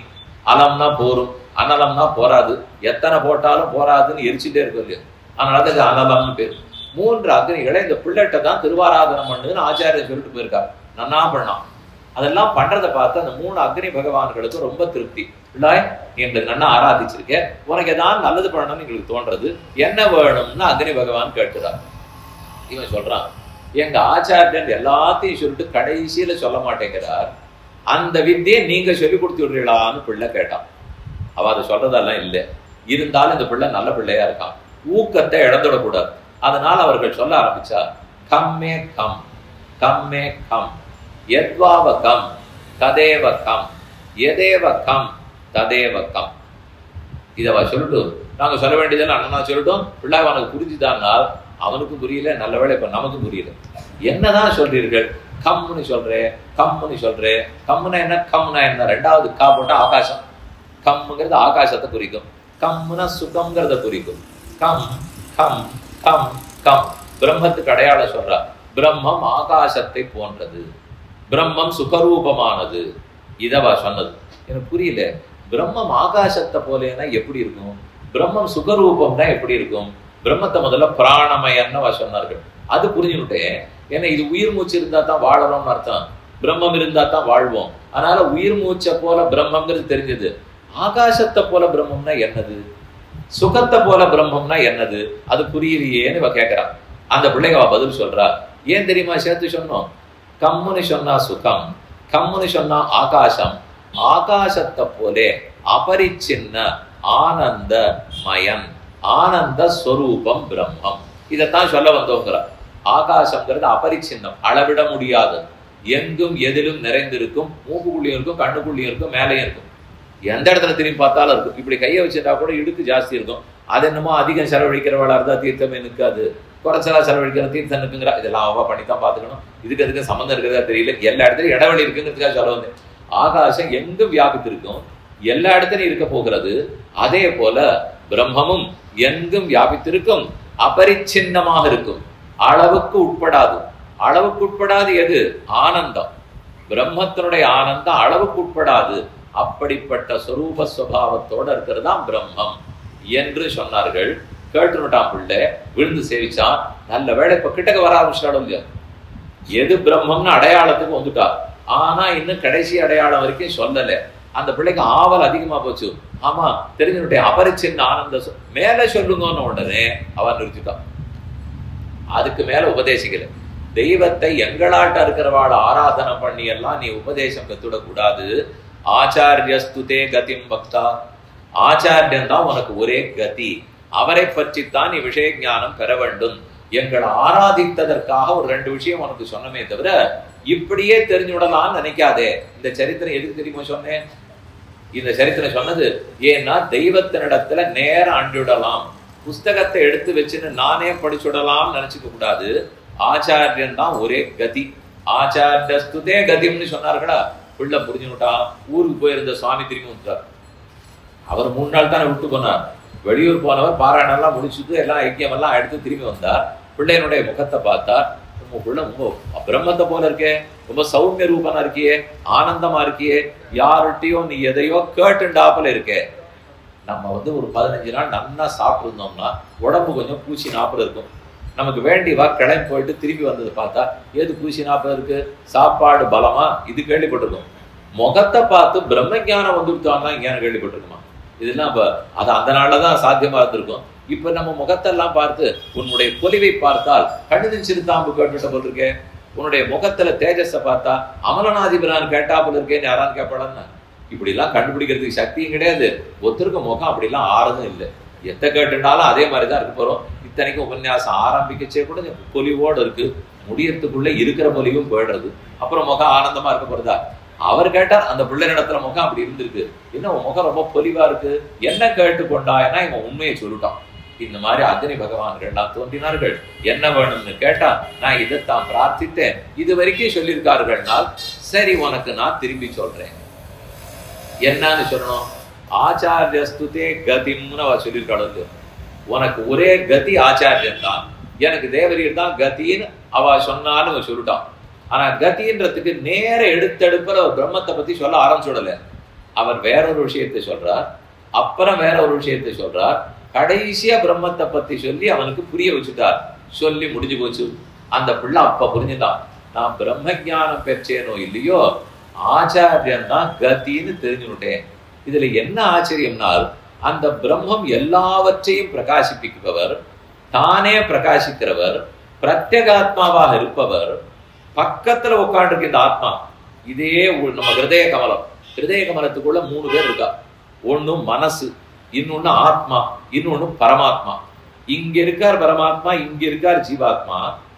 ஆனா இவருக்கு காட்ட மாட்டாராம், இவரை தெரிஞ்சுக்க மாட்டாராம்.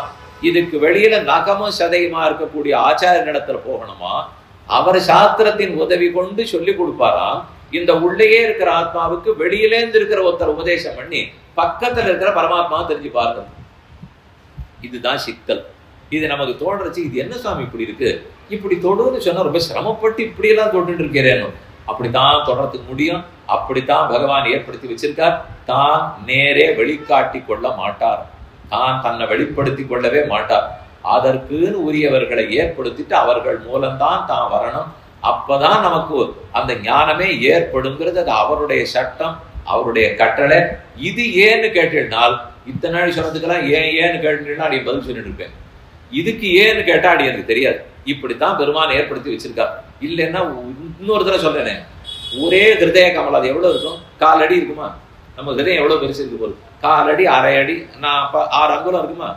அந்த அங்குலத்துக்குள்ள இத்தனை சின்னத்துக்கு ஒரு ஆத்மா, அத்தனை சின்னத்துக்கு ஒரு பரமாத்மா. அந்த பரமாத்மா வேற ஒரே பிரகாசமயமானவர், ஞானமயமானவர். அப்படிப்பட்டவரை பக்கத்தில் இருக்கிற ஜீவாத்மா தெரிந்து கொள்ள இயலாது. ஆனா வெளியில இருக்கக்கூடிய ஒரு ஆச்சாரியன் அவர் படிச்சுட்டு வந்து நான் அந்த ஆச்சாரியனை பற்றி அவருக்கு சுஷ்ரூஷ கைங்கரியம் பண்ணி அவரிடத்துல இந்த உபதேசம் பெற்று சமப்பட்டு இந்த ஜீவாத்மா அந்த பரமாத்மாவை தெரிஞ்சுக்கணும்னால் இப்படித்தான் பெருமானுடைய கட்டளை. இதை தாண்டி நானே நேரேன்னு பேசியிருந்தோம்னால் ஆகவே ஆகாது. ஆகவேதான் கண்ணன் அர்ஜுனனுக்கு சொல்லும் போது தத்வித்தி பிரணிபாதேன பரிப்பிரஷ்டேன சேவையா உபதேக்ஷந்தி தே ஞானம் ஞானினா தத்ததரிசினா.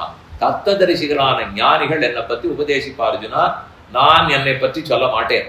சொன்னியேன்னு கேட்டா அர்ஜுனன். இந்த ஸ்லோகமே அவர் சொல்ற கீதையில தானே இருக்கு. படிய சொன்ன ஸ்லோகம் தத்வித்தி பிரணிபாதேன பரிப்பிரஷ்டேன சேவையாங்கிற ஸ்லோகம் கீதையில தான் இருக்கு. ஆனா அந்த ஸ்லோகத்துல என்ன சொல்லிட்டு இருக்காரு பாருங்க, நான் சொன்னதை கேட்காதே, ஆச்சாரிய இடத்துல போ. இப்ப இந்த கீதை கேட்கலாமா வேண்டாமான்னு சொல்லிவிடும். இவர் கீதைக்குள்ளேயே இந்த ஸ்லோகத்தை வச்சு நான் சொன்னதை முக்கியமா எடுத்துக்காதே, ஆச்சாரிய இடத்துல போனால் அப்ப அவர் சொல்ல வர்றது பாக்கி ஸ்லோகம்லாம் இருக்கட்டும், இந்த கீதை இது புரியணும்னாலே ஆச்சாரிய இடத்துல போனாதான். இதை தெரிய வைக்கிறதுக்கு அவர் என்ன பண்ணார், கீதையை முடிச்சுட்டு அடுத்த உபதேசம் இவர் பண்ணுவார்னு தர்மபுத்திரன் காத்துந்தான். பண்ண மாட்டேன்னு விஷ்ணு சஹஸ்ரநாமத்தை கண்ணன் பண்ணலையே, பீஷ்மாச்சாரிய இடத்துல விட்டுட்டாரு இல்லையோ.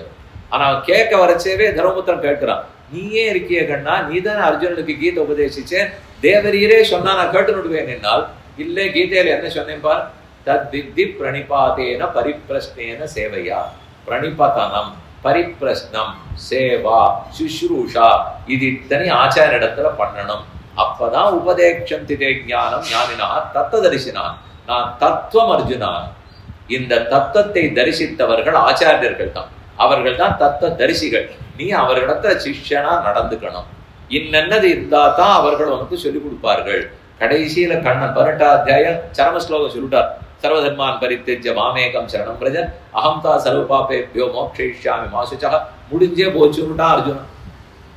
அப்புறம் அவர் சொல்றார், நீ கேட்டேங்கிற ஆசையிலே எனக்கு அத்தை பிள்ளை மாமா பிள்ளைன்னு நினைச்சு உனக்கு நான் சொல்லிட்டேன் அர்ஜுனா. இதை போல மட்டும் அடுத்தவனுக்கு சொல்லவே சொல்லிடாதே. நான் உனக்கு சொன்னதே தப்பு. எந்த தப்ப அவர் பண்ணாலும் சரின்னுடுவார், ஆனா அது நம்ம பண்ணாதான் தப்புன்னுடுவார். இவனுக்கு என்ன அதிகாரம் இருக்கு? இப்ப நம்ம சிஷ்ய லட்சணம் பார்க்க போறோமே, நீங்க அடியன்ட்ட உடனே என்ன கேட்கணும்?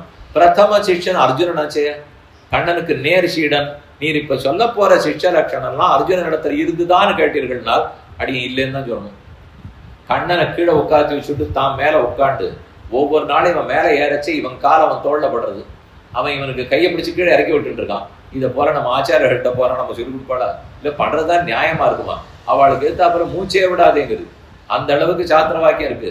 அவனுக்கு பிடித்தமானதான் செய்யணும். அவன் பக்கம் கால் நீட்டாதே, அவன் இருக்கிற பக்கமே கூடாது, எதிர்த்து நின்று கேட்காதே, பின்னாடி நின்று கேட்காதே, பக்கவாட்டுல இருக்கணும். எப்ப கேட்கணுமோ, அவருக்கு எப்ப விருப்பம் இருக்குமோ அப்பதான் கேட்கணும். 100 சட்டம். இதெல்லாம் ஒன்னாவது அர்ஜுனன் பண்ணானால் கண்ணன் என்ன தெரியுமா பதில் சொல்லுவார்? ஆமாமா, நான் இதெல்லாம் சொன்னேன், அவன் ஒண்ணுமே பண்ணல, நான் தான் பண்ணல, நீங்களான்னு பண்ணுங்கோ முட்டேன். இதுக்கு என்ன செய்யும்? ஒரு அப்பா பிள்ளைக்கு பூனை போட்டார், 3 லட்சம் ரூபாய் செலவு, சத்தனம், சாப்பாடு, அது இது வைத்திய செலவு எல்லாம் சேர்த்து 3 லட்சம் ரூபாய். சாயங்காலம் 5:45 நித்தியம் அன்றாடுறார் பிள்ளை. உபநயனம் எடுத்து சாயங்காலம் சாயம் சந்தியா பண்ணணும் 5:30 மணிக்கு சொல்றார், கார்த்தால 5:30 மணிக்கு சொல்றார். அந்த பிள்ளை இழுக்கிறான், பண்ணவே மாட்டேங்கிறான். அடியனுக்கு ஒரு இடத்துல தங்கியிருந்தேன், அந்த வீட்டுல தான் இது நடந்துருந்தது. சந்தியானம் பண்ணலையேன்னு அப்பா கேட்டுட்டே இருந்தார். அடி அவர்கிட்ட கேட்டேன், நீர் பண்ணதாவே தெரியலையே, அந்த பிள்ளையே பண்ணுங்கிறீரு. அவர் என்ன ஆச்சரியம் பதில் சொன்னார் தெரியுமோ? எனக்கு 3 லட்சம் செலவழிச்சு போடல, நான் இவனுக்கு 3 லட்சம் செலவழிச்சு போட்டிருக்கேன், நான் தான் பண்ணல, எனக்கு சேர்த்து வச்சு அவன் பண்ணட்டோங்கிறதுக்காக தான் விட்டுருக்கேன்னார். அதை போல சொல்லிட்டாருனால் அர்ஜுனன் பண்ணல. ஆமாமா சொல்லிட்டேன், சரி, இனிமே நீ அர்ஜுனா யாருக்கான்னு சொல்ல போனோம்னா எல்லா சட்டமும் உனக்கு உண்டு, எனக்கு சட்டம் இல்லை. எதற்காக கண்ணன் ஒரு பரீட்சையும் பண்ணாமல் சிஷ்யனுக்குண்டான அடையாளம் இருக்கான்னு பார்க்காம அர்ஜுனனுக்கு சொன்னால், திரௌபதியினுடைய விரித்த குடல் சகியாமையாலே திரௌபதி குடலை விரிச்சுட்டான். துச்சாசனுடைய ரத்தத்தை பூசினாத்தான் முடிப்பேன்னு. திரௌபதியினிடத்துல கண்ணனுக்கு இருக்கிற அந்த பரிவு, அவருக்கு இருக்கக்கூடிய அந்த அன்பு, ஒரு நாள் சாயங்காலம் தலையை ஆத்தி கோதி சீவி முடிக்கிறதுக்குள்ள அவருக்கு பொறுக்காதான். திரௌபதி சீக்கிரம் என்ன பூசிக்கோ, சீக்கிரம் விடுச்சுக்கோ, ஏன் தலைவிரி கோலமா இருக்கே அப்படின்னு பரபரான். இவ்வளவு ஆசை இருக்கிறச்சே அவ தலைவிரி கோலமாவே இருக்கிறார்னால் தாங்குமா கண்ணனுக்கு? அவ கோவிந்தான்னு ஒரு நிமிஷம் கூப்பிட்டாலும் இல்லையோ, கோவிந்த புண்டரீகாட்ச ரக்ஷமாம் சரணாகதாம், கூப்பிட்ட குரலுக்கு அன்னைக்கே நல்லது பண்ணிட்டார். ஆபத்துல புடவை சுரந்தார், எல்லா நல்லதையும் செய்தார். ஆனா அவர் போரும்னு தோணல. கூட்டத்துக்கு கூட போய் நிற்கல, ஒரு நல்லது அவருக்கு சொல்லாத போட்டேனே. அங்கவே கூட இருந்து திரௌபதி ஒன்று கவலைப்படாதே, நான் இருக்கேன்னு சொல்லியிருக்கணும் போல, அவளுக்கு புடவை மட்டும்தான் சுரந்த. இதெல்லாம் அவர் மனசுல வருத்தம்.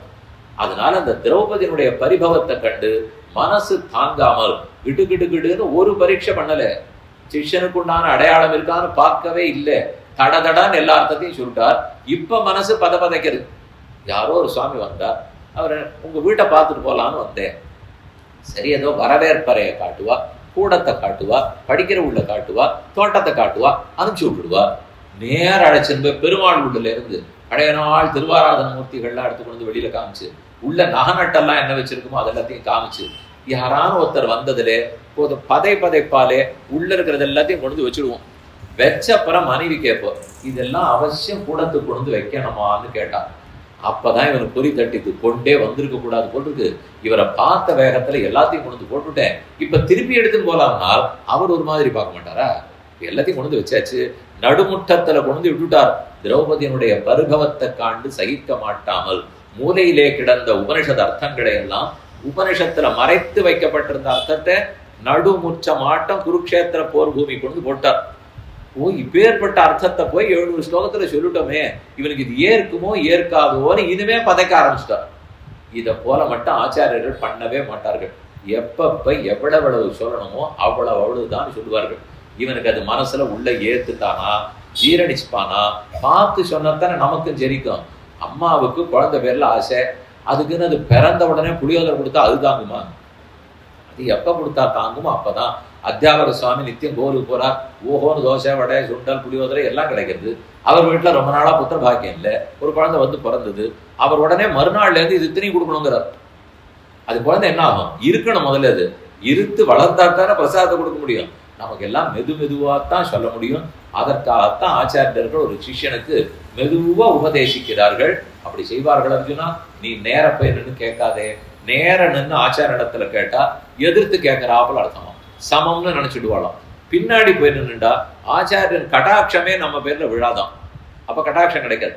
பக்கவாட்டுல நின்று எப்ப சொல்லுவார்னு எதிர்பார்த்து காத்திருக்க வேண்டும். ஆச்சாரியருக்கு அப்படி உபதேச முத்திரை வச்சிருக்காலும் நிறைய அர்த்தங்கள்லாம் சாஸ்திரத்துல இருக்கும். எல்லாத்தையும் நம்ம கிட்ட கொடுத்துட்டா நம்மளால சாப்பிட முடியாது. நமக்கு எது ஒத்து வரும்னு இப்படி எடுப்பாளாம். ஒரு பொருளை எடுன்னு இப்படித்தானே எடுப்போம். அது போல நிறைய இருக்கிற இடத்துல இப்படி எடுத்து இப்படி வாயில போடுவாளும் இல்லையா? அதை போல சிஷ்யர்களுடைய வாயில ஆச்சாரியர்கள் போடுவாளாம். குண்டு பிள்ளைக்கிற தேடும் புள்ளம் பூதம் குடிதானேன்னு கோஷம். உபதேச முத்திரையோட ஆச்சாரியன் எதுக்கு இருக்கார்? நல்ல நல்ல அர்த்தங்களை எடுத்து அது இவன் உள்ளத்துக்கு பொருந்துமா, இவன் வயத்துக்கு பொருந்துமா, இவன் புத்திக்கு ஏற்குமா, இவன் வயசுக்கு ஒத்து வருமா பார்த்து பக்குவமா செங்கன் சிறுதே எம்மேல் விழியாவோ சிறுதே ஆழ்வார் சொன்னா போலே கொடுப்பார்கள். அப்படி தெரிந்து கொள்ளும் போது என்ன ஆச்சாரியர்கள் சொன்னாலும் ஒரு 1/4 மடங்கு கத்துக்கலாம். ஆச்சாரியாது பாதமாதத்தேன்னு சொல்லுவார். இதோட அழகான ஸ்லோகம். ஆச்சாரியனிடத்துல படிச்சு 1/4 வாசி தெரிஞ்சுக்கணும். அதுவும் முதல்ல ஒரு 1/4 வாசி தெரியுமா? ஆச்சாரியாது பாதமாதத்தே சிஷ்யா ஸ்வமேதையா பாதம். ஸ்வமேதையா தன்னுடைய புத்தி கூர்மையாலே தன்னுடைய முயற்சியாலே அடுத்த 1/4 பங்கு சிஷ்யன் தெரிஞ்சுக்கணும். முதல் 1/4 பங்கு ஆச்சாரியன் சொல்லி கொடுப்பார். அடுத்த 1/4 பங்கு சிஷ்யன் தம் புத்தியால முயற்சி எடுத்து தெரிஞ்சுக்கணும். அதுக்கு அடுத்தது பக்கத்துல இருக்கிற சப்ரம்மச்சாரியா பாதம். சப்ரம்மச்சாரிகள் அவதான் கூட இருக்கிறவா. இவனோட படிக்கிறேன் அவனோட படிக்கிறேன் ஆறாரோட படிச்சவா. ஒவ்வொரு வருஷமும் வெளியில போவா. 12வது முடிஞ்சு பள்ளிக்கூடத்துல இருந்து போறா பாருங்க. ஒவ்வொரு வருஷமும் இது நடக்கும். நம்ம எல்லாம் இதுக்கு முன்னாடி இருக்கிற 12வது கோட்டி ஆட்டம் ஒருத்தருக்கு தொடர்பு இல்லாத படக்கூடாது. நாங்க நன்றி இல்லாத இருக்க மாட்டோம். நம்ம மொத்த பேரு எப்பவும் வருஷம் சந்திச்சுப்போம் அப்படின்னு இந்த கோட்டியும் சொல்லும். அடுத்த வருஷம் சந்திக்காது. எல்லா கோட்டியும் இப்படிதான் சொல்லிட்டு கடை போகும். அப்படி இருக்கக்கூடாது. பாடம் படிக்கிற சமயத்துக்கு கூட இருக்கிறவனிடத்துல இருந்து 3வது 1/4 பங்கை தெரிந்து கொள்ள வேண்டும். ஆச்சாரிடத்துல முதல் 1/4, தம் புத்தியால 2வது 1/4, பக்கத்துல படிக்கிற பிள்ளைகளிடத்துல இருந்து 3வது 1/4, கடைசி 1/4 பாதம். காலக்கிரமேணச்ச காலம் ஓட இந்த கால தேவத்தை நிறைய சொல்லி கொடுப்பார். வாழ்ந்து படுற மூல்யம். நம்ம உறவுக்காரர்கள்ட்ட இருந்து எவ்வளவு உண்மை தெரிஞ்சுட்டு இருக்கோம், நண்பர்களிடத்துல இருந்து எவ்வளவு உண்மை தெரிஞ்சுட்டு இருக்கோம். என்னன்னு உதவாது என்று உதவுவார்கள் இல்ல, உதவுவார்கள்னு தெரிஞ்சது இல்ல, உதவாதுங்கிறதான் வச்சிருக்கா. பெருமாள் உறவுக்காரர்கள்லாம் வச்சிருக்காளே. சம்சாரத்துல ரொம்ப அதனால இழுத்துடாதா? அவர்களை நம்பி திரும்ப பிறக்கணும்னு ஆசை வராதனால் அவர் ரொம்ப மாயக்கண்ணன். அவர் இத்தனை உறவை நமக்கு கொடுத்ததே சம்சாரத்துல வெறுப்பு வர்றதுக்கு தான். இல்லைன்னே அவர் தரப்படுறார். இவர்களோட வாழ இதை விட நாச்சியார் சேவை தான் வசதி. இதை விட பெருமாள் தான் ஒரே மாதா பிதா. அவர் தான் பகவான் நாராயணோ ஹரிஹின்னு சொல்றாரு. தொம் மாதா சர்வலோகானா தேவதேவோ ஹரி பிதா. நீ லோகத்துக்கெல்லாம் மாதாவாக இருக்கிறீர் பிராட்டியே. தேவதேவனான பெருமான் பிதாவாக இருக்கிறார். மற்ற பேர் உறவுக்காரர்கள் இருப்பார்கள், நல்லது செய்வார். ஆனா அவர்கள் ஆத்ம விஷயத்தை தெரிஞ்சுட்ட உறவுக்காரர்களா இருந்தா நிஜமா நல்லது பண்ணுவார். ஆத்ம விஷயத்தை பத்தியே பேசக்கூடாது, பரமாத்மாவை பத்தி பேசாதே. உபன்யாசத்துக்கு கிளம்பிட்டு இருக்கிறச்சே 10 வருஷத்துக்கு முன்னாடி பார்த்த ஒரு அத்தை பிள்ளை வீட்டுக்கு வருவார். இன்னைக்கு பார்த்து 6:30 மணி 7 மணிக்கு 6:30 மணிக்கு கிளம்பினா 7 மணிக்கு உபன்யாசம் போல 8:30 மணிக்கு முடிஞ்சு படுப்பது. திரும்பி வந்துடலாம் இல்லையோ. சரி நீ கொஞ்சம் வீட்டுல உட்காந்துரு, இன்னைக்கு 2 நாள் தான் உபன்யாசம் போட்டுருக்கா, நீ வருவேன்னு எனக்கு தெரியாது, முன்பின் சொல்லலைன்னா இத்தனை நாள் கழிச்சு வராதவ வந்திருக்கேன், என்னை உட்காந்து வச்சுட்டு நீ போறையான்னு ஆரம்பிச்சா அதுக்கப்புறம் 4 நாளைக்கு போயாது. சரி நான் போலேன்னு வச்சுடுவா. இதுதான் நாம கண்ட பலம். கயனன் ஆகிலும் பாங்கல்லர் ஆகிலும்னால் பாக்கி எல்லாம் எதுக்காக உறவு? நல் விஷயத்தை தடுக்கிறதுக்கும் உறவு வந்துடும்.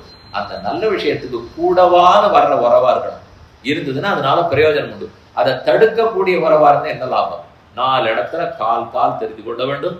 ஆச்சாரியாது பாதமாதத்தே சிஷ்யா ஸ்வமேதையா பாதம் சப்ரம்மச்சாரிபியா பாதம் பாதம் காலக்கிரமேணச்ச. இதே சிஷ்யர்கள் ஆச்சாரியர்கள் வேணும்னு பார்த்தேன். அந்த ஆச்சார இடத்துலதான் கேட்டுக்கணும். பகவானே இருந்தா கூட என்கிட்ட கேட்டா போராதுன்னு கண்ணன் சொன்னார்னு சொன்னேன். இதந்தே நா தபஸ்காய நா பக்தாய கதாச்சன நச்ச அஸ்ரூஷவே வாச்சியம் நச்சமாம் யோக்யசூயதி. 4 பேருக்கு உபதேசிக்காதேன்னு அர்ஜுனனுக்கு சொல்றார். இது சர்வதர்மான் பரித்தேஜ ஸ்லோகத்துக்கு அப்புறம் இவர் எல்லாத்தையும் சொல்லி முடிச்சுட்டு ஓஹோ சொல்லட்டுமே இவன் இதே மாதிரி யாரானும் வந்தா சொல்லிட்டார், அது கூடாதுன்னு சொல்லணும்ட்டு இதந்தே நா தபஸ்காய தபஸ் இல்லாதவனுக்கு சொல்லாதே, நா பக்தாய பக்தி இல்லாதவனுக்கு சொல்லாதே, குரு சுஷ்ரூஷ இல்லாதவனுக்கு சொல்லாதேங்கிறார். குருவனிடத்துல சுஷ்ரூஷ பண்ணலையா அவனுக்கு சொல்லாதே. என்னை யார் ஒருத்தன் பொறாமையோடு பார்க்கிறானோ, கண்ணன்னு சொல்லச்சே கொஞ்சம் பொறாமை, கடவுள்னு சொல்லச்சே அது என்ன அவர் தான் கடவுளா? நான் கூட தான் எவ்வளவு முயற்சி பண்றேன், என் முயற்சி பாதி அவர் அருள் பாதின்னு வேணா ஒத்துக்கிறேன் நாள், அப்ப பொறாமப்படுறான்னு அர்த்தம். அவனுக்கு சொல்லாதேங்கிறார். பெருமான்னு சொன்னா பொறாமப்படுறோம். நல்ல பிரம்மச்சாரிகள் கூட இருக்கக்கூடிய பாகவதர்கள்னா பொறாம இருக்கிறோம். அவனுக்கெல்லாம் கீதையை சொல்லாதே, பக்தி இல்லாதவனுக்கு சொல்லாதே, குரு சுஷ்ரூஷை இல்லாதவனுக்கு சொல்லாதே, தபஸ் இல்லாதவனுக்கு சொல்லாதே. அர்ஜுனன் இறங்க பார்த்தா இதெல்லாம் நம்ம கிட்ட இருக்கா, இவர் பாட்டுக்கு சொல்லிட்டார் எல்லாத்தையும். ஆனா இப்ப என்னமோ இல்லைங்கிறார். என்ன இதெல்லாம் உனக்கு இல்லாட்டாலும் சொன்னேன், நீ அதே தப்ப அடுத்த இடத்துல பண்ணாதேங்கிறார். நான் பண்ணிட்டேன், நீ இனிமே தத் வித்தி பிரணிபாதேன பரிபிரஷ்னேன சேவையா உபதேக்ஷந்தி தே ஞானம் ஞானினஹா தத்துவதரிசினா. ஆக கண்ணனே சொன்னதை பார்த்தாலும் ஆச்சாரியன் நிச்சயம் வேணும். இதை சிஷ்யன் புரிந்து கொண்டு நமக்கு ஆச்சாரியன் இருக்கிறார்ங்கிறதுனாலே உபகார ஸ்மிருதியோட இருக்கணும். ஆமா இந்த பெருமான் எனக்கு அதை கொடுத்திருக்கார், எனக்கு தகுதி இல்லாவிட்டாலும் கொடுத்தார் என்று எப்போதும் நன்றி உணர்வோடு இருக்கக்கூடியது சிஷ்யனுக்கு இருக்க வேண்டிய முதல் அடையாளம். அவர் குளிச்சுட்டு வந்தாரா, இன்னது செய்தாரா, பணத்தால செய்தாரா, உடம்பால செய்தாரா, எல்லாம் இருக்கட்டும், அதெல்லாம் அப்புறம் பார்த்துப்போம். முதல் தேவை உபகார ஸ்மிருதி. என்ன செய்தார், இதற்கு நான் என்ன பிரத்யுபகாரம் பண்ண போறேன், என் வாழ்நாள் முழுக்க இருந்தாலும் அவர் செய்திருக்கிற உதவிக்கு கொடுத்திருக்கக்கூடிய ஞானத்துக்கு, இத்தனைக்கு சின்ன விஷயமா இருக்கலாம், 10 நாள் கூட ஒரு ஆச்சாரியத்துல நம்ம உபதேசம் பெற்றிருக்கலாம். ஆனா அப்பதான் நமக்கு பிரம்மத்தை பத்தி தெரிய வந்ததுனால் அதை வாழ்நாள் முழுக்க நினைச்சிருந்தா ஆகணும். இந்த வாழ்நாள் முழுக்க இல்ல, ஆள வந்தார் சாதித்தது அத்திர பரத்திரச்சாபி எத்த நித்தியம் எதிய சரணம் சரணம் மதியம். இந்த லோகத்திலையும் ஆச்சாரியன் திருவடியை பற்றுவேன், அவருடைய உபதேசத்தால வைகுந்தத்தை அடைந்த பிற்பாடு அங்க போன பிற்பாடு அதே ஆச்சாரியனுக்கு தான் தொண்டு செய்வேங்கிறாரு. அத்திர பரத்திரச்சாபி நித்தியம் எதிய சரணம் சரணம் மதியம். அங்க போன பிற்பாடு பெருமாளுக்கு இங்கே ஆச்சாரியன் திருவடியை பிடிச்சுப்போம், அங்க போயிடுவோம், அங்க போன அப்புறம் பெருமாளுக்கு மாறிடுவோம் நாள், அது மாறக்கூடாது. பெருமாள் ஏழை பண்றாள் இல்லையா, தோல் மாத்தி பார்த்திருக்கீடா, இந்த தோல்ல வச்சுருப்பா, அப்படியே திரும்ப சின்ன பல்லக்கா இருந்ததுன்னா தலையை இப்படி திருப்பினாலே இந்த தோல்ல இந்த தோளுக்கு போயிடலாம். அதுக்கு பெரிய பெரிய வாகனத்தெல்லாம் பண்ணா தலை போடும், அது பண்ண மாட்டா. அப்ப தோலை இங்கேயே நாங்க மாத்துவாள் இல்லை, இதுக்கு தோல் மாறுதல்னு பேர். இது வரைக்கும் இந்த தோல் இன்னொருத்தர் இடத்துல தோல் மாத்தலாம், நானே தோல் மாத்தலாம். அதை போல இங்க ஆச்சாரியனை பற்றி கொண்டு வைகுந்தத்துக்கு போன பிற்பாடு பெருமாள் இடத்துல மாறிவிடலாமானால் அது மாறக்கூடாது. இங்க யாருக்கு தொண்டி செய்தேனோ, இங்க யாரிடத்துல நன்றியோடு இருந்தேனோ, அங்க போன பிற்பாடு அதே உபகார ஸ்மிருதியோடு தான் இருக்க வேண்டும். யாரிடத்தில் உபகார ஸ்மிருதி? 2 பேரிடத்தில். ஒன்று ஆச்சாரியன் நமக்கு பிரம்மத்தை கொடுத்தார், பகவானை பத்தி உபதேசித்தார்ங்கிற உபகார ஸ்மிருதி. இன்னொன்னு இந்த ஆச்சாரியனை எனக்கு கொடுத்தது பகவான் தானேன்னு அவரிடத்துல உபகார ஸ்மிருதி. 2 பேரிடத்திலையும் வேண்டும். அவர் தான் இவரை கொடுத்தார், இவர் தான் அவரை கொடுத்தார்.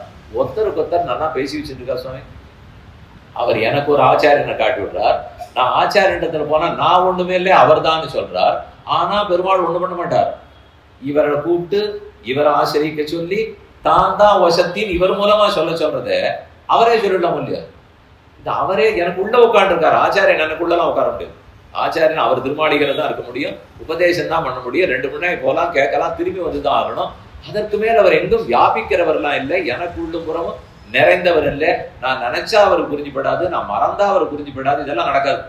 கண்ணன் தான் அவர் சொல்லிக்கிறார், மத்த ஸ்மிருதிஞானம் அபோகனஞ்ச சர்வஸ்ய சாஹம் ஹிருதி சன்னிவிட்டஹ மத்த ஸ்மிருதிஞானம் அபோகனஞ்ச. ஒவ்வொருத்தருடைய உள்ளத்துக்குள்ளேயும் உட்காண்டிருக்கேன். அவனுக்கு நினைவு வந்தாலும் என்னாலதான், மறந்து போனாலும் என்னாலதான், புதுசா தெரிஞ்சாலும் என்னாலதான். இத்தனையும் தெரிஞ்சவர் இதோ என்னை இந்த ஆத்மா அறிந்து கொள்ள கடவான்.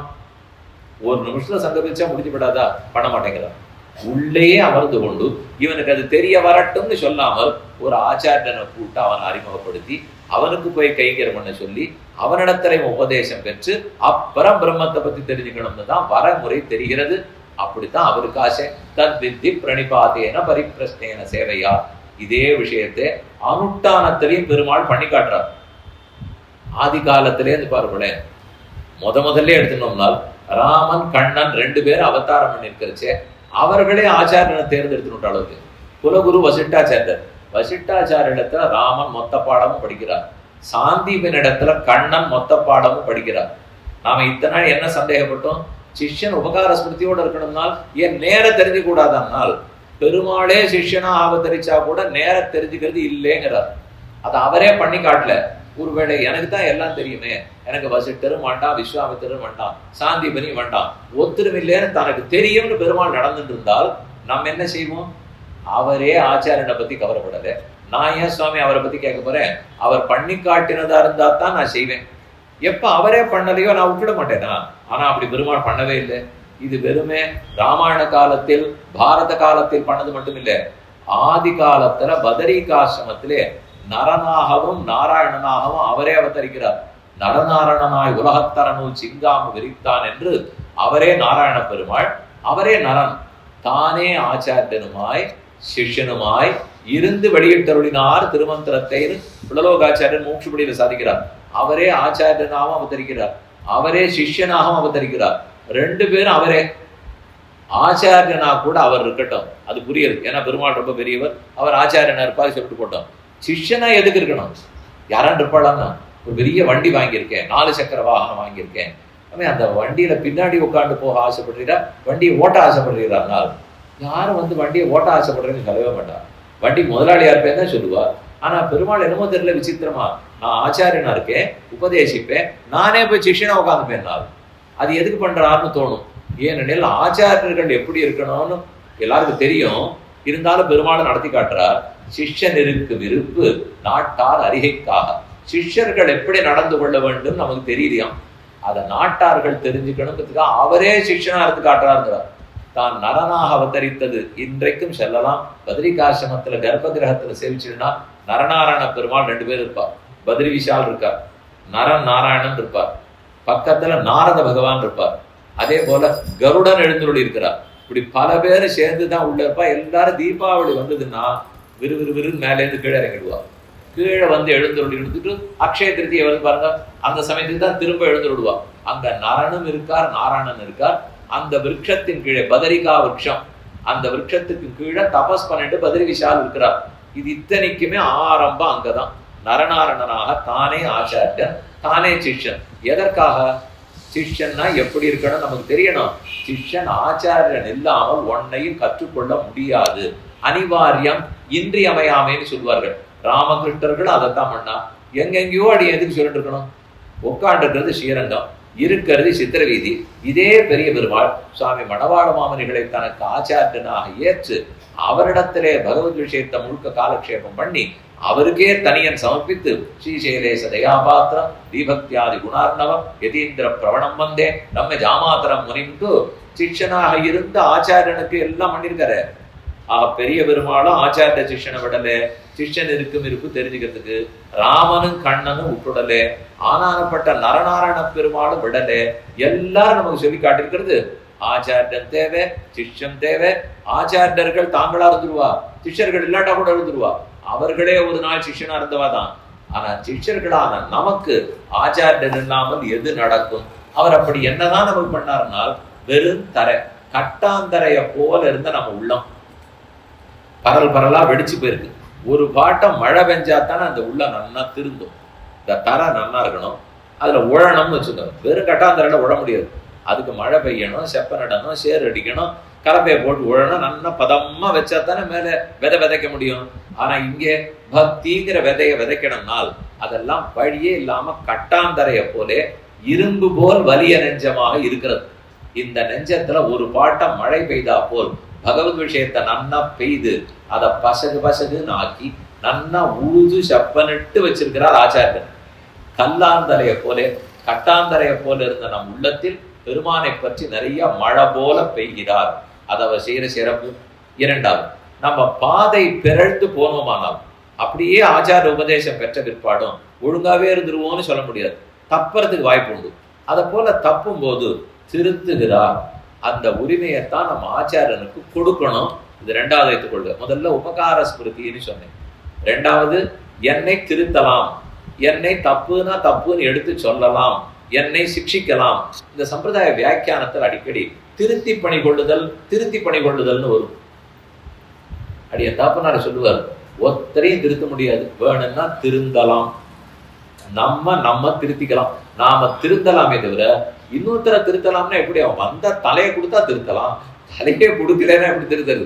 ஒருத்தர் வரணும், நான் உனக்கு சிஷ்யனா இருக்கேன், நீ சொல்றபடி நான் கேட்கிறேன், எனக்கு தப்புன்னு இருந்தா கூட சொல்லு, குத்தி காட்டினாலும் சரி, எனக்கு ஹிதத்தை சொல்லுன்னு அனுமதிச்சாத்தானே வர முடியும். வசத்தை வேணும். ஒரு சிஷ்யன் வசப்பட்டு வரலைனால் ஆச்சாரியனால ஒண்ணும் பண்ண முடியாது. பெருமானால வசப்படாட்ட ஒரு குட்டான்னு குட்ட முடியும். அவர் உள்ளே உட்காந்துருக்கார், பாப புண்ணியத்துக்கு தண்டனை கொடுப்பார். ஆச்சாரியன் நம்ம பாப புண்ணியத்துக்கு தண்டனை எல்லாம் கொடுக்கவும் மாட்டார். அவர் சம்சாரத்துல பிறக்கிறதுக்கு காரணமே இல்லை. நம்ம கர்மத்தால நம்ம பிறந்துட்டோம். உபதேசித்து மோட்சத்துல விருப்பம் ஏற்படுத்துறதான் அவர் செய்ய முடியும். அதனால அவரை போய் நீர் எல்லாம் செய்வீரான்னு கேட்டா என்ன செய்வார்? கட்டாட்சிப்பார், நல்ல தனத்தை எல்லாம் ஊட்டுவார், அப்புறம் உபதேசிப்பார். ஆனா அவர் சொன்னதை கேட்டு நடக்கிறவனா நான் வந்தால்தான் அதை செய்ய முடியும். ஆகவே இது மூணாவது. தப்பி தவிர ஏதானும் பாதையிலேருந்து பிறந்து போக பார்த்தேன்னால் அதை சரிப்படுத்துகிறார். சரிப்படுத்தி என்னை நல்ல பாதையில் அமைக்கிறார். எல்லாத்த விட பெருமானிடத்துல பேசி இவன் கட்டப்படுறான், கண்டிப்பா நீர் தான் அனுகிரகித்தாக வேண்டும் அப்படின்னு அவனிடத்துல கடக கிருத்தியம்னு சொல்லுவார்கள். கடகர்கள்னா சேர்த்து வைக்கிறவா.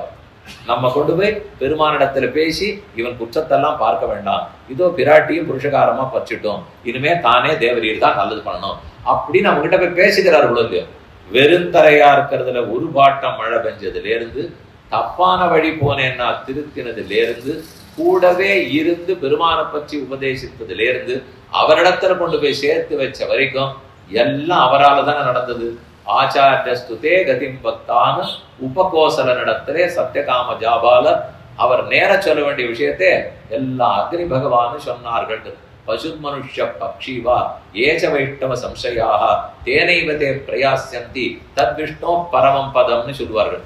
பசுவோ மனுஷனோ பக்ஷியோ, பசு மனிதன் மட்டும் இல்ல, பசு மனுஷா பக்ஷிவா ஏச்ச வைஷ்ணவ சம்சயா, அது ஒரு ஆச்சாரியனை பற்றி இருந்தா தான் மோட்சம் போக முடியும். தேனைவதே பிரயாசந்தி தத் விஷ்ணோ பரமம் பதம். இந்த விஷயத்தை ஆண்டாள் சொல்லும் போது ரெண்டு விஷயத்தால கண்டிப்பா எனக்கு மோட்சம் கிடைக்கும் சொல்லி கொண்டாள். அதுல முதல்து விட்டு போனாலும் சரி, ரெண்டாவது விடாதுன்னு உறுதிப்பட சொல்லுகிறாள். இந்த உறுதி ஆச்சாரியனிடத்துல நமக்கு வர வேண்டும். அவள் சொன்னது, கொல்லை அரக்கியை மூக்கறிந்திட்ட குமரனார் சொல்லும் பொய்யானால் யானும் பிறந்தவ பொய்யன்னே. கொல்லை அரக்கி சூர்பனகா, மூக்கறிந்திட்ட குமரனார் லக்ஷ்மணன் மூலமா மூக்கறிஞ்ச ராமபிரான். மூக்கறிந்திட்ட குமரனார் சொல், அந்த ராமன் சொல்லியிருக்கிற சொல் எது? நத்யஜேயன் கதஞ்சன தோஷோ யத்யபி தஸ்ய ஸ்யாது சகிருதேவ பிரபன்னாய தவாஸ்மீதி ச யாச்சதே அபயம் சர்வபூதேப்யோ ததாமி ஏதத் வ்ரதம் மம பிசாசான் தானவான் யக்ஷான் பிருதிவ்யான் சைவ ராட்சசான் அங்குள்யக்ரேண தான் ஹன்யாம் இச்சன் ஹரிகணேஸ்வர மித்ரபாவேன சம்பிராப்தம் நத்யஜேயன் கதஞ்சன தோஷோ யத்யபி தஸ்ய ஸ்யாத் சதாமே ததகர்கிதம். என்னிடத்திலே நிஜமான பக்தியோட வரணும்னு கூட நான் சொல்லலை. ஏதோ ஓரளவு பக்தியோட வருகிறானா, பொய்யா வேஷமிட்டு கொண்டு வருகிறானா, நான் விடவே மாட்டேன். இது அவர் சொன்னது.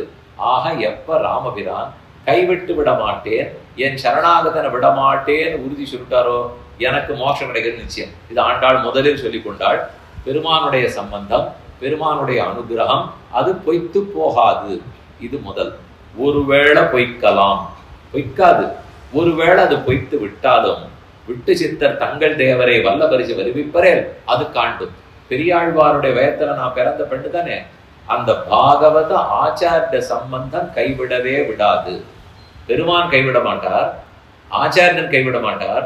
ஒருவேளை பெருமான் கைவிட்டு விட்டாலும் அவரை தானே என்ன சிசுபாலன் நினைச்சு விட்டாருன்னா, நான் நிஜத்துல தானே என்ன நினைச்சு விட்டாருன்னா என்ன, நிஜமா ராவணன் தான், நிஜமா சிசுபாலன் தான். அதை அவர் நினைச்சு காட்டாதான் தப்பு, அப்பதான் ஆச்சரியப்படும். அதனால என்ன பார்த்த உடனே இவன் தான் ராவணன் நினைச்சிட்டு தண்டிச்சாலும் தண்டிக்கலாம். ஆனா ஆச்சாரியன் அப்படி பண்ணுவாரானா கைவிடவே மாட்டான்னு தான். விட்டு சித்தர் தங்கள் தேவரை வல்லவரிசி வருவிப்பரே அது காண்டும். பெரிய பெருமாள் திருவடிகள் விழுகிறாயே, ஆண்டாளு உமக்கு ஆறு சொல்லி கொடுத்தா அவரா உனக்கு சொன்னார்னால், எங்க பெரியாழ்வார் பார்த்து அவர் திருவடியை பற்றுன்னு சொன்னார், பற்றினேன். நாளில இருந்து வேற யாரையானு கை காமிச்சாருன்னா அங்க போய் விடுவேன். எனக்கு அது யாருங்கிறது தெரியாது, எங்க ஆச்சாரியன் எனக்கு எது சொல்லி கொடுத்தாரோ அதைத்தான் தெரிந்து கொள்வேன். இந்த உறுதி முதல்ல சொன்னது உபகார ஸ்மிருதின்னு சொன்னேன். இப்ப சொல்றது உறுதி, விஸ்வாசம். நிச்சயமா நடத்தி விடுவார், பெருமானே விட்டு விட்டாலும் இவர் விடமாட்டார் தெரிந்து கொள்ள வேண்டும். இதுவரை அவதாரிக்கு என்ன, எதுக்காக ஆச்சாரியன் இன்றியமையாத தேவைப்படுகிறார், பெருமானை ஏற்படுத்தி வச்சிருக்கிற சட்டம் இது உலக விஷயத்தை சொல்றதுக்காக இல்லை, ஆத்ம பரமாத்ம விஷயத்தை சொல்லுவதற்கு அவர் தான் தேவைப்படுகிறார். அவரிடத்துல உபகார ஸ்மிருதியோடையும் நன்றி உணர்வோடையும் இருக்க வேண்டும்னு பார்த்தோம். இதெல்லாம் சிலதெல்லாம் சின்ன சின்ன அடையாளங்கள். இனி சாஸ்திரங்களிலே சிஷ்யங்கிற சப்தத்துக்கு என்ன அர்த்தம் சொல்லியிருக்கு அப்படின்னு இப்ப சொல்றேன். இதுக்கப்புறம் பிரபன்ன பாரிஜாதம்னு ஒரு நூல், அதுல சிஷ்யர்களுக்கு லட்சணம் சொல்லியிருக்கு. ஞாசவிம்சதின்னு சுவாமி வேதாந்த தேசிகன் சாதித்தார். அதுல சிஷ்யர்களுக்கு உண்டான அடையாளம் சொல்லப்படுறது. இதை தவிர மூச்சுபுரையினுடைய ஒரு சூத்திரத்திலே தானே சிஷ்யனாக நின்றார், அங்க சிஷ்யனாருன்னு சொல்லப்பட்டிருக்கு. அதுல இருந்து சிலதெல்லாம் சொல்ல, எல்லாமே இன்னைக்கு நான் சொல்லல, எல்லாமே இன்னைக்குன்னு நீ 10 மணி ஆகும் சொல்லல, அவ்வளவு சமம் படுத்த மாட்டேன். இன்னி வரைக்கும் என்ன முடியுமோ பார்ப்போம். இன்னும் சரித்திரமே சொல்லலையே, ஆச்சாரியர்களுடைய ஒவ்வொரு சரித்திரமா எடுத்துக்கணும். இந்த சட்டம் இந்த அடையாளம் என்னன்னு போட்டிருக்குன்னு பார்க்கணும். இந்த அடையாளத்தின்படி நடந்திருக்கா, நம்மால இன்னைக்கு எப்படி நடக்க முடியறதுங்கிறதை பார்க்க வேண்டும். சிஷ்யங்கிற சப்தத்துக்கு பார்ப்போம். சிஷ்யத்தே அசௌ இதி சிஷ்யா, கற்பிக்கப்படுகிறான் இவன், கற்பிக்கப்படுகிறான் இவன். சிஷ்யத்தே அசௌ இதி சிஷ்யா, இது கர்மணி. கர்மணினாலே ரெண்டாவது வேற்றுமை உருவரும். கர்த்தரின்னு சொன்னா முதல் வேற்றுமை, கர்மணினா ரெண்டாவது வேற்றுமை. பழத்தை நெருக்கினான்னு சொல்றோம் இல்லையோ, அது போல இந்த சிஷ்யன் கற்பிக்கப்படுகிறான், இவனுக்கு கற்பிக்கிறேன், இவன் கற்பிக்கப்படுகிறான் அப்படிங்கிறதுனாலே சிஷ்யத்தே சிஷ்யத்தே அசௌ இது சிஷ்யா. அதுக்கு வேற சப்தங்கள் சொல்ற. தத்பர்யாயா உபதேசியா, இதுக்கு அர்த்தம் சொல்லணும்னா உபதேசிக்கப்படுபவன். யார் உபதேசிக்கப்படுகிறானோ அவன் தான் சிஷ்யன். ஆச்சாரியனுடைய கோணத்திலேருந்து பார்த்தினால் உபதேசம் இதுதான் முக்கியமா இருக்கு. அதே சிஷ்ய சப்தத்துக்கு அர்த்தத்துக்கு வரச்சே யார் தொண்டு செய்வதிலேயே விருப்பத்தோடு இருக்கிறானோ அவனை சிஷ்யங்கிறது. ஒரே சிஷ்ய சப்தத்துக்கு ஆச்சாரியனுடைய கோணத்துல பார்த்தா உபதேசிக்கப்படுகிறான்ங்கிறது. அதே சிஷ்யனை சிஷ்யன் கோணத்துல இருந்து பார்த்தா தொண்டு செய்வதிலேயே ஆசை கொண்டவன் இருக்கு. ஒரு பக்கத்துல உபதேசம், இன்னொரு பக்கத்துல தொண்டு. இந்த ரெண்டும் இருக்கிறதா இந்த சிஷ்யன் நன்னா புரிஞ்சுக்க வேண்டியது. நாம உபதேசத்தை பெற வேண்டும், அதுக்கு தகுந்த மாதிரி தொண்டுகளை செய்ய வேண்டும். ஆச்சாரியனுக்கு கைங்கரியமானோ, பகவத் பாகவதர்களுக்கு கைங்கரியமானோ, அது பண்ண பண்ண ஆச்சாரியன் என்னிடத்துல பண்ணிருக்கிற உபதேசம் நன்னா ஊரும். ரசகுல்லா சாப்பிட்டுருக்கமா வேண்டா சுவாமி, அதெல்லாம் ஏதோ வடக்கத்தி பண்டமா இருக்கு, அவ்வளவுலாம் ஏன் போறீங்க. ஊறுகா நமக்கு தெரிஞ்சு வச்சுக்கோ. மாவடு இன்னும் வசதி. மாவடுவை போட்ட அன்னைக்கு அப்படியே சாப்பிட்டா ஒண்ணு நல்லா இருக்காது. ஊறுகாயை போட்ட அன்னைக்கு சாப்பிட்டா நிச்சயமா நல்லா இருக்கும். அதுக்கு பேரே ஊறுகாய். அது ஊற ஊற ஊற மொத்த உப்பு உலகத்துல இருக்கிறது அதுக்குள்ள போகணும். அது போன பிற்பாடு நல்லா ஊறிட்டு சாப்பிட்டா கலம் சாதம் சாப்பிடலாம். மாவடு போட்டு ஒரு 15 நாள் கழிச்சு மாக்கல் சட்டியில வச்சு ஒரு குறுக்கிட்டு எடுத்து சாப்பிட்டோம்னா அப்பதான் நன்னா இருக்குங்கிறோம். அது ஊறணும் இல்லையோ. அதே போல இந்த ஆச்சாரிய உபதேசம் என்கிட்ட ஊறணும். ஊறத்துக்கு ரசம் வேணுமே. எதுல ஊறுறது? ஊறுகாய்க்கு ரசமே இல்லை, வெறும் வடுமாங்க மாவடு மட்டும் இருந்தா எதுல ஊறும்? அந்த ரசம் தான் என்னிடத்துல இருக்கணும். ஆச்சாரிய உபதேசம்ங்கிறது என்கிட்ட நன்னா ஊறணும்னால் சிஷ்யன் கைங்கரியம்ங்கிற ரசம் இருக்கணும். நான் கைங்கரியம் பண்ண பண்ண பண்ண ஆச்சாரிய உபதேசம்ங்கிற மாவடு கைங்கரியம்ங்கிற ரசத்துல ஊறி ஊறி ரொம்ப நன்னாக்கு. அதனாலதான் இந்த ரெண்டுமே தேவை. என்கிட்ட ரசம் இருக்கணும், ஆச்சாரியன் உபதேசத்தை மாங்காய் இருக்கணும். அந்த மாங்காய் இந்த ரசத்துல ஊறிடுத்துனா நன்னா எடுபடும். இது பல விஷயங்களும் ஊற ஊற நினைக்க நினைக்கத்தான் அது புரிய வரும். இதுல வெறும நினைச்சுட்டு மொட்டை மாடியில படிச்சு நினைச்சு பிரயோஜனம் இல்லை. பண்ண பண்ணத்தான் வச்சுக்கணும். ஆச்சாரியன் உபதேசத்தை எப்படி நன்னா ஊற வைக்கலாம்? பண்ணி பண்ணி பண்ணி வாக்காலும் மனத்தாலும் மொழியாலும் ஏதோ ஒரு விதத்துல கைங்கரியத்தை பண்ண பண்ண அப்பதான் அவர் பிரம்மத்தை பத்தி உபதேசம் பண்ணிருப்பாரு, ஆத்மாவை பத்தி உபதேசித்திருக்கிறார், பகவத் குணங்களை உபதேசித்திருப்பார். அதெல்லாம் எனக்கே இன்னும் புரிப்படலே. நானும் 15 வருஷமா கேட்டுட்டு இருக்கேன் சார், ஒன்னும் புதிய படலை. அவர் ஏதோ சொல்லிட்டு இருக்காரு, இங்க ரசமே இல்லைன்னு அர்த்தம். அந்த ரசம் தான் கைங்கரியம்ங்கிற ரசம். ஏதோ நம்மால் ஆனதை அவசியம் செய்ய வேண்டும். அதை தான் ஆண்டாள் ஆந்தனையின் கை காட்டின்னு சொன்னால் 100 0 வச்சுக்காதீங்க, எவ்வளவு முடியுமோ அவ்வளவாவது செய்ய வேண்டும். இருக்கும் இடத்திலேருந்து மனசால நினைச்சு செய்யலாம், வாயால புகழ்ந்து செய்யலாம், கைகளால சென்று செய்யலாம். இதே சிஷ்யன்கிற சப்தத்துக்கு 2 விதமாக அர்த்தம், பரியாய சப்தங்கள். அப்படின்னா இதை போல மற்ற சப்தங்கள் சாத்திரஹா, அந்தேவாசி, அந்தே சத்து, அந்தே சதஹா. அந்தேவாசி அந்தேவாசின்வா அப்படின்னா நெருக்கமாக இருப்பவர்னு அர்த்தம். அந்தரங்க கைங்கரியம் பண்ணக்கூடியவர், எப்போது நெருக்கமாக இருந்து ஆச்சாரியனுக்கு தொண்டு செய்யக்கூடியவர். அதுக்கு மேலே இந்த கைங்கரிய போட்டு இப்ப நான் சொன்னது உபதேச போனம். என்ன சிஷ்யதே அசௌ, இவர் கற்பிக்கப்படுகிறார். ஆச்சாரியனுடைய என்ன கற்பிக்கிறாரோ அதை ஏற்றுக்கொள்ளுகிறார். ஆனா சிஷ்யன் பக்கத்துல இருந்து பார்த்தா சொல்றார், ஏதாதிருஷ குணோபேதா வாங்மனஹ காய வசுபிஹி குரு சுஷ்ரூஷணே ரதா. ஏதாதிருஷ குணோபேதா சிஷ்யோ பவதி நாரத. நாரதனிடத்துல இது புராணத்துல சொல்லப்படுறது. வாக்கு, மனம், மொழி. வாங் மனஹா காய, மனம் மொழி மெய் 3. வசுபி சொத்து பத்து, குரு சுஷ்ரூஷணே ரதா.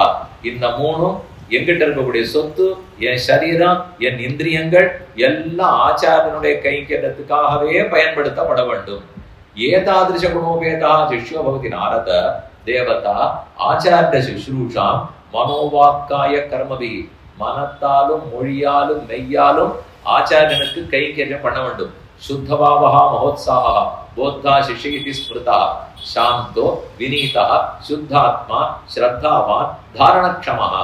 சாந்தனா இருக்கணும், வினீதனா இருக்கணும், பணிவு இருந்தா தான் ஆச்சாரியன் உபதேசிப்பார். இப்படியே நெஞ்ச நிமிர்த்திட்டு நான் தான் நினைச்சிருந்தேன்னால் உபதேசம் பண்ண ஆட்டம் தான். இன்னும் வரட்டும் அப்புறம் பார்த்துருவோம் இப்படின்னு அனுப்பிச்சு விட்ருவா. அப்ப அதுல கொஞ்சம் அவர் சொல்லணும்னா ஆத்ம குணம் இருக்கணும், மனசை அடக்கினதா இருக்கணும், ஆணவத்தை அடக்கினதா இருக்கணும். அடக்கம் வந்தா தான் அதுக்கு மேல ஆச்சாரியனுடைய உபதேசமே கிட்டும். இந்த ஸ்லோகம் கேள்விப்பட்டிருக்கு, வித்யா ததாதி வினயம். வித்தை கற்க கற்க கற்க தலை வணங்கணும். தலையில பாரமா இருக்கிற ஒரு நெல்லு மணியை பாருங்க, நெல்லு கதிர் வளர ஆரம்பிக்கும். நெல்லு மணி ஏற ஏற ஏற கதிர் இப்படி சாயும். நெல்லு மணியில பாரம் இல்லைன்னா கதிர் இப்படிதான் இருக்கும். அது தலை நன்னா இருந்தா, நம்ம என்னமோ தலை கனம்னு ஒரு வார்த்தை சொல்றோம். தலையில கனம் ஏறினா தான் தலை சாயும்.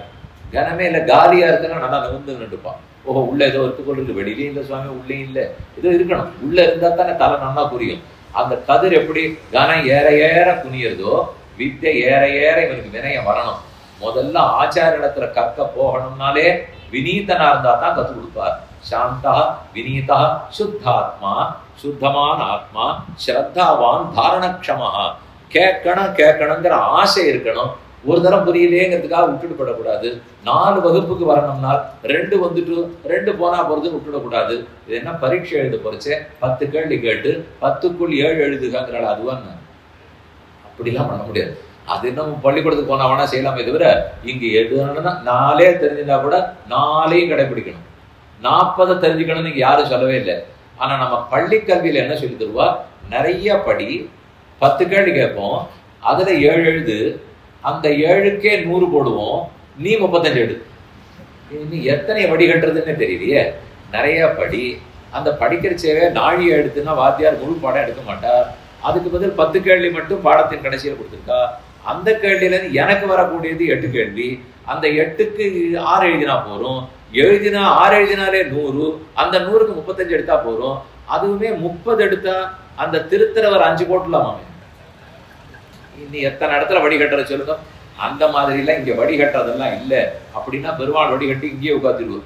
நமக்கு தெரிஞ்சுக்கிறது 2 விஷயமா இருந்தா கூட அதை முழுவதுமாகத்தான் கடைபிடிக்கணும். ஆந்தனையும் கடைபிடித்தாக வேண்டும். ஆகவே சுத்தா ஆத்மா, சுத்தாத்மா, சத்தாவான், தாரணக்ஷமா.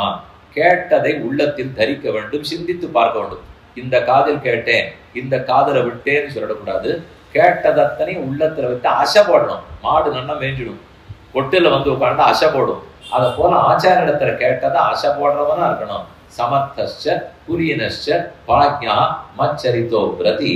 மேலும் சொல்றார் நிஷித்த சிஷ்ய லட்சணம். இதெல்லாம் இருக்க வேண்டிய சிஷ்ய லட்சணம். ஆசை இருக்கணும், சுஷ்ரூஷ இருக்கணும், மனசுல தாரண சக்தி இருக்கணும், பணிவோடு இருக்க வேண்டும், கேட்டதை சிந்தித்து பார்க்க வேண்டும், சுத்தனாக இருக்க வேண்டும். இதெல்லாம் இருக்கணும். கூடாது எதுன்னு சொல்றார் நிஷித்த லட்சணம். சிஷ்யர்களிடத்துல இந்த அடையாளங்கள்லாம் இருக்கவே கூடாது. பாபினே क्रूरचेट्टाय शठाय कृपणाय च दीनाय दीनाय आचारशून्याय मंत्रद्वेषपराय च निंदकाय च मूर्खाय तीर्थद्वेषपराय च भक्तिहीनाय देवेशि न देया मलिनाय च गुरुता शिष्यता वापि तयोर्वत्सरवासतः इति सारसंग्रहे. சாரசங்கிரகம் இடத்துல இது சொல்றது பாபினே, எந்த பாபத்தையும் செய்து கொண்டே தொடர்ந்து செய்கிறவனா இருக்கக்கூடாது. ஒரு சிஷ்யன் ஆச்சார இடத்துல போயிருக்கோம்னால ஒரு அடையாளம் தெரியணும். இவருக்கு ஆச்சாரியன் கிடையாது, இவருக்கு ஆச்சாரியன் இருக்கு, என்ன அடையாளம் சொல்லிவிடும். நம்ம எல்லாரும் இங்க உட்காந்துருக்கோம். இன்னன்னாருக்கு ஆச்சாரியர்கள் இருக்கா, இன்னன்னாருக்கு ஆச்சாரியன் இல்லைன்னால் இன்னார் சாப்பிட்டுருக்காரு சாப்பிடல உடனே சொல்லுவோம். அந்த அடையாளம் நன்னா தெரியுது பாருங்க. அது பார்த்தாலே தெரியும். சுவாமி கொஞ்சம் நேரம் முடிக்கலன்னா அவ அப்படியே உழுந்துடுவா போல் இருக்கு. சாப்பிட்டு வந்தார் சாப்பிடாத வந்தார். சாப்பிட்டு வந்தாருன்னா ஒன்றும் தூங்கினாலும் தூங்கிடலாம், சாப்பிடா வந்தாருன்னா அதனாலே முடிச்சிருந்தாலும் இருப்போம். இதெல்லாம் கண்ணால பார்த்து சொல்லிடுறோம் இல்லையா. சாப்பிட்டு இருக்காரா இல்லையா, தூங்கி இருக்காரா இல்லையா, பணம் இருக்கா இல்லையா, எல்லாம் தெரியும். ஆனால் ஆச்சாரிய இடத்துல இவர் உபதேசம் பெற்று இருக்காரா இல்லையா, இவருக்கு ஆச்சாரியன் இருக்காரா இல்லையான்னு எங்கேருந்து தெரிஞ்சுக்கலாம். ஆனா தெரியுங்கிறார். அந்த வித்தியாசம் எனக்கு புரியணும். முதல் வேறுபாடு பாபினே, பாபம் செய்யறத தொலைச்சிடுவான், பண்ண மாட்டான். அதுக்கப்புறம் தெரிஞ்சு மட்டும் செய்யவே மாட்டான். அப்படியே செய்தாலும் செய்து விட்டோமேன்னு வருத்தப்பட்டு அதை தொலைத்து விடுவான், பிராயசித்தத்தை தேடிடுவார். குரூர சேட்டாய, வாய் மொழியில கூட குரூரமான பேச்சு பேசவே மாட்டான். யாகாவாராயின்னு நாகாக்க. ஒரு ஆச்சாரிய இடத்துல இவன் கூப்பிட்டு பட்டிருக்கானால் பேச்சு சுத்தமா இருக்கும். தேவையற்ற பேச்சை பேசவும் மாட்டான், கட்டுபாஷணம் பண்ண மாட்டான். ஷட்டாய, நேர்மை இல்லாத நினைக்கவே மாட்டான். எல்லாரும் வாழணும்னு நினைப்பானே தவிர ஒத்தரு தாழணும் நான் வாழணும்னு நினைக்க கூடாது. கிருபணாயச்ச, கை முதல் ஒன்றும் இல்லை, எதுவுமே இல்லை, பண்ணவே மாட்டேன், அப்படி இருக்கவே கூடாது. ஆச்சார சூன்யாய, கொஞ்சமாவது சந்தியாந்தனம் பண்ணியா, குளிச்சுட்டான்னு வந்தியா, ஆச்சாரமா ஒரு நாளாவது வேட்டி புடவை கட்டிண்டியா. ஆச்சாரம்ங்கிறது கண்டிப்பா அவனுக்கு மனசுல படும், தைக்கும். ஒரு ஆச்சாரியன்னு சொல்ல சேவே ஆச்சாரத்துல செலுத்துறவர் தான் ஆச்சாரியன். நம்ம ஆச்சாரமே இல்லாத இருந்தா அப்புறம் ஆச்சாரியன் சொல்ல கேட்ட என்ன அர்த்தம்? அப்ப ஏதோ ஒரு ஆச்சாரம் இவனுக்கு வந்திருக்கும். மந்திரத்வேஷ பராயச்ச. ஆனா அதே ஆச்சாரணத்துல உபதேசம் திருமந்திரம்னாலே எனக்கு ஆகாது, கோபால மந்திரம் பிடிக்காது, ராம மந்திரம் பிடிக்காது, ஆனா ஆச்சாரியன் பிடிக்கும்னா அவர் சொல்லியிருக்கிறதே மந்திரோபதேசம் தான். மந்திரத்தை துவேஷிப்பவன் ஆச்சாரிய பக்தனாகவே மாட்டான். ஆச்சாரியன் சொன்னத்தை மாற்றி சொல்றவனுக்கு நிச்சயமா பக்தி கிடையாதுங்கிறவன். அவர் என்ன சொல்லி கொடுத்தாரோ அதைத்தான் உள்ளத்துல வாங்கணும், அதைத்தான் மற்ற பேருக்கு உபதேசிக்க வேண்டும். நிந்தகாயச்ச மூர்க்காய. ஆச்சாரியன் கொஞ்சமா காலம் தானே சொன்னேன். ஒரு கால் ஆச்சாரிடத்தில், அடுத்த கால் இவன் முயற்சி, அடுத்த கால் பக்கத்துல படிக்கிறவன், கடைசி கால் காலம். ஆனா இவன் என்ன சொல்லிக்கணுமா, 1.5 மடங்கு எங்க ஆச்சாரியன் தான் சொன்னார்னு சொல்லிப்பானோ. அவர் கால் தான் சொல்லியிருக்காரு. இந்நியாயமான என்ன பேசியிருக்கணும், அவரும் சொன்னார், நானும் முயற்சி பண்ணேன், முன்னுக்கு வந்துட்டேன். இது ஆச்சாரிய சிக்ஷன் சொல்லவே மாட்டாங்கிறார். என்ன சொல்லுவானா, அவர் சொன்ன அந்த ஒரே ஒரு துணுக்கு எனக்கு 10 நிமிஷம் சொல்லி கொடுத்தாரு, அதை வச்சுதான் சுவாமி நான் 40 வருஷமா பேசிட்டு இருக்கேன். இத்தனை வருஷமா நான் என்ன தெரிஞ்சுட்டேனோ அதத்தனை அவருக்கு உபதேசிக்கவே இல்லையேனால், ஆமாம் ஆள வந்தார் ராமானுஜருக்கு உபதேசிக்கவே இல்லை. ஆனால் ராமானுஜர் பாடுற ஸ்லோகம் என்ன, யத்பதாம்போருக தியான வித்வஸ்தாசேஷ கல்மஷா வஸ்துதாம் உபயாதோகம் யாமுனேயம் நமாமித்தம். நான் அவஸ்துவா ஒண்ணுத்துக்கு பிரயோஜனம் இல்லாத இருந்தேன், என்னை கட்டாட்சித்தாரா, இன்னைக்கு ராமானுஜர் ஆயிட்டேன், பெருமானார் ஆயிட்டேங்கிறார். அவர் எழுதின எல்லாம் ஆள வந்தார் உபதேசித்து, ஒரு வார்த்தை அவர் சொல்லல.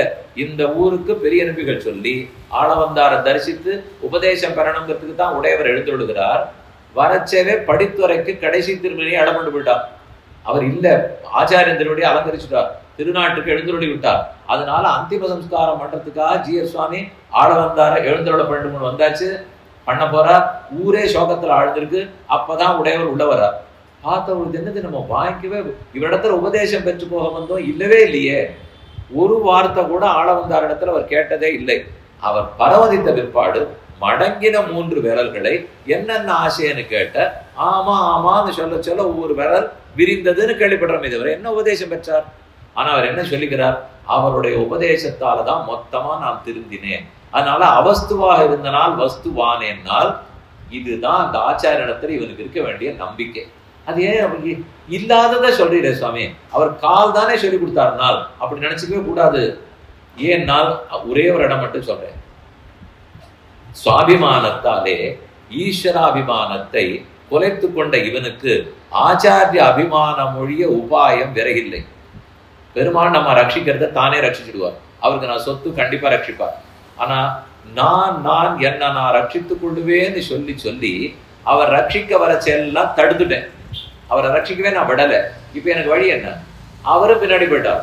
இவன் போனாலே அவன் ஒத்துக்க மாட்டான், வேண்டாம் இவன் பாடே நமக்கு வேண்டாம் வந்துடுவார்.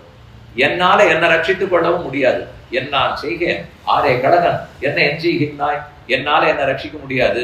பெருமாளும் விலகி போயிட்டார். அப்ப பாக்கி இருக்கிற ஒரே அதிகாரி ஆச்சாரியன் தான்.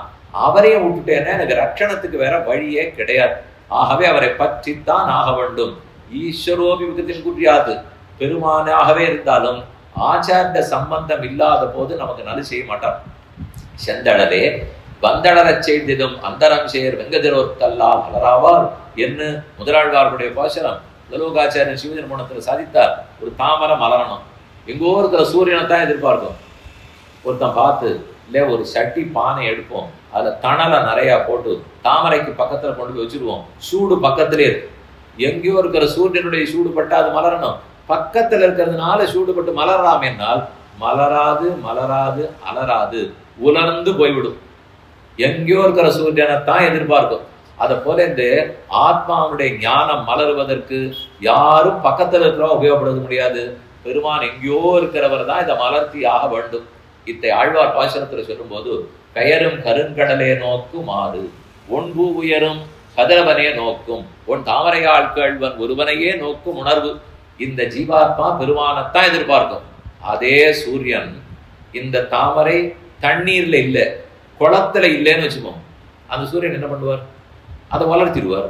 அப்ப குளத்துல இருந்தா தான் அந்த சூரியன் கூட மலர்த்துவார். சூரியன் தான் மலர்த்தணும், குளத்து தண்ணீர்ல இருந்தா தான் மலர்த்துவார். அதை போல பெருமான் தான் ஆத்மாவுக்கு ஞானத்தை ஊட்டி ஆகணும்.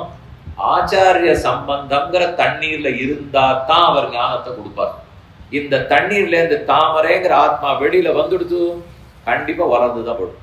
அதனால ஆச்சாரிய சம்பந்தம் அவ்வளவு தூரம் நிச்சயமா தேவைப்படுறதுன்னு சொல்ல வருகிறார். நிந்தகாயச்ச மூர்க்காய தீர்த்த துவேஷபராயச்ச.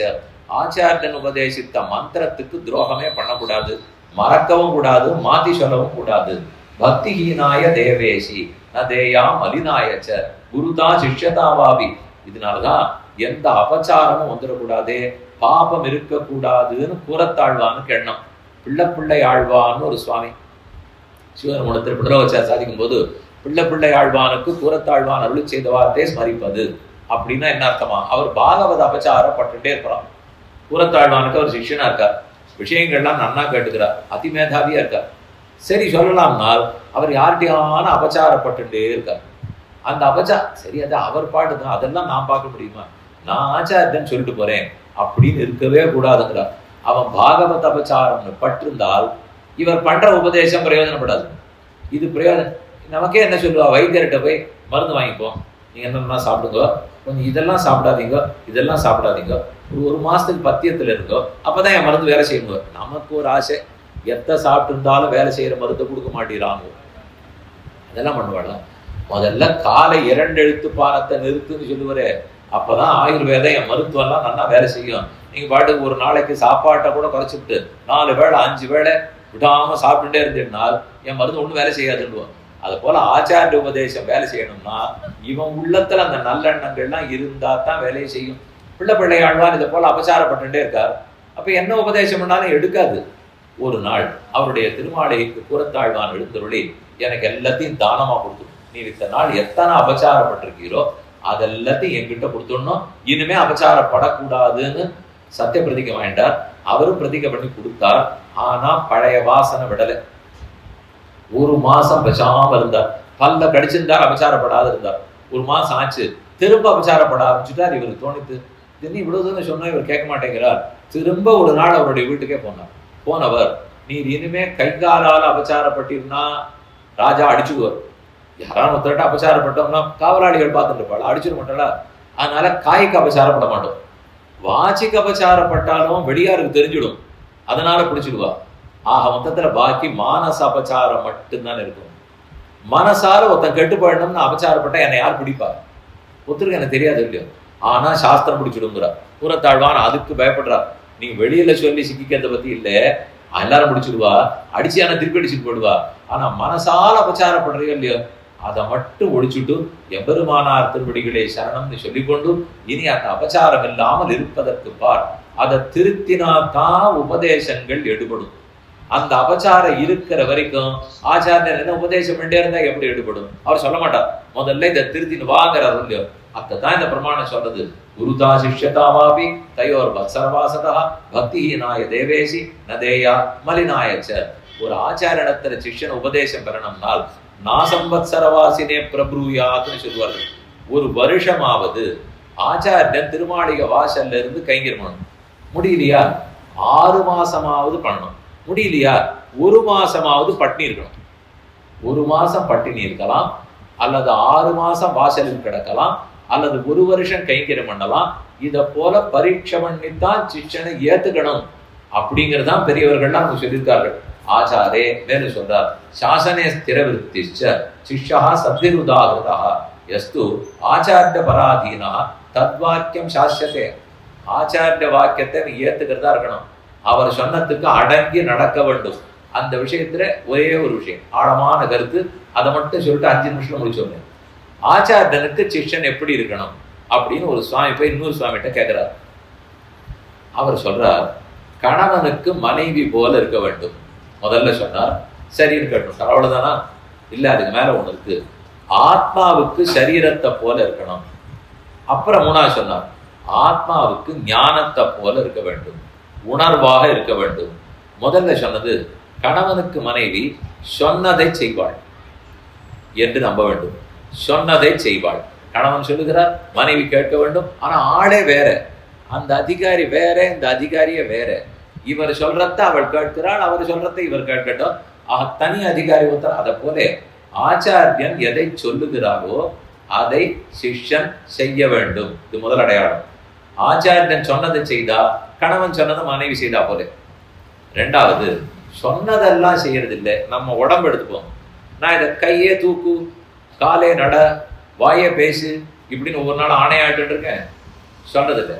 மற்ற பேருக்கு சொல்லணும்னா வாயால சொல்லி வேலையை வாங்குவேன். என் உடம்புக்கா இருந்தா நினைச்சு வேலையை வாங்கிடுவேன். நினைத்தா போறோம் இல்லையா? அதே போல ஆச்சாரியனுக்கு சிஷ்யன் அவர் நினைக்கிறதெல்லாம் நடத்துபவனாக இருக்க வேண்டும். இது 2வது. சொன்னதை செய்பவனா இருக்கணும், இது தாழ்ந்த சிஷ்யன். நினைச்சத்தை நிறைவேற்றுறவனா இருக்கணும், நடுவாந்தர சிஷ்யன். இன்னும் மேல எனக்கு ஞானம் இருக்கு, அதுதான் என் நினைவே. சொன்னதை செய்வாள் பத்னி, நினைத்ததை செய்யும் சரீரம். நினைவேன்னு எனக்கு ஒண்ணு இருக்கும் இல்லையோ, எனக்கு ஒரு நினைவுன்னு ஒண்ணு இருக்கு. அந்த நினைவு அந்த தூரம் கூட இல்லையே. இந்த சரீரமாவது நரம்பு தளர்ச்சி நோய் இருந்ததுன்னா நினைச்சதை செய்யாது. சரீரம் கிட்டக்கதான் இருக்கு, ரொம்ப நெருக்கம் தான். ஆனா ஏதோ ஒரு நோய் இருந்ததுன்னா செய்யாது. நினைவுக்கு என்ன குறைச்சல்? எந்த ஆத்மாவுக்கும் நினைவுங்கிறது தானே முதல் நெருக்கம், ஞானங்கிறது தானே ரொம்ப நெருக்கம். அதை போல ஆச்சாரியனுக்கு சிஷ்யன் நினைவாகவே இருக்க வேணுங்கிறார். சொன்னத்தை செய்பவனாக இருக்க வேண்டும், நினைத்ததை செய்பவன் சரீரத்தை போல இருக்க வேண்டும், நினைவாகவே இருக்க வேண்டும். இந்த 3க்குள்ள நாம எதுவா இருப்போம்னு இன்னைக்கு ராத்திரி முழுக்க யோசிக்கிறோம். பாக்கி என்னங்கத்தை நாளை மாலை 7 மணிக்கு விண்ணப்பம் பண்ணுகிறேன். ஆழ்வார் திருவடிகளை சரணம், பெருமானார் திருவடிகளை சரணம், ஜீயர் திருவடிகளை சரணம்.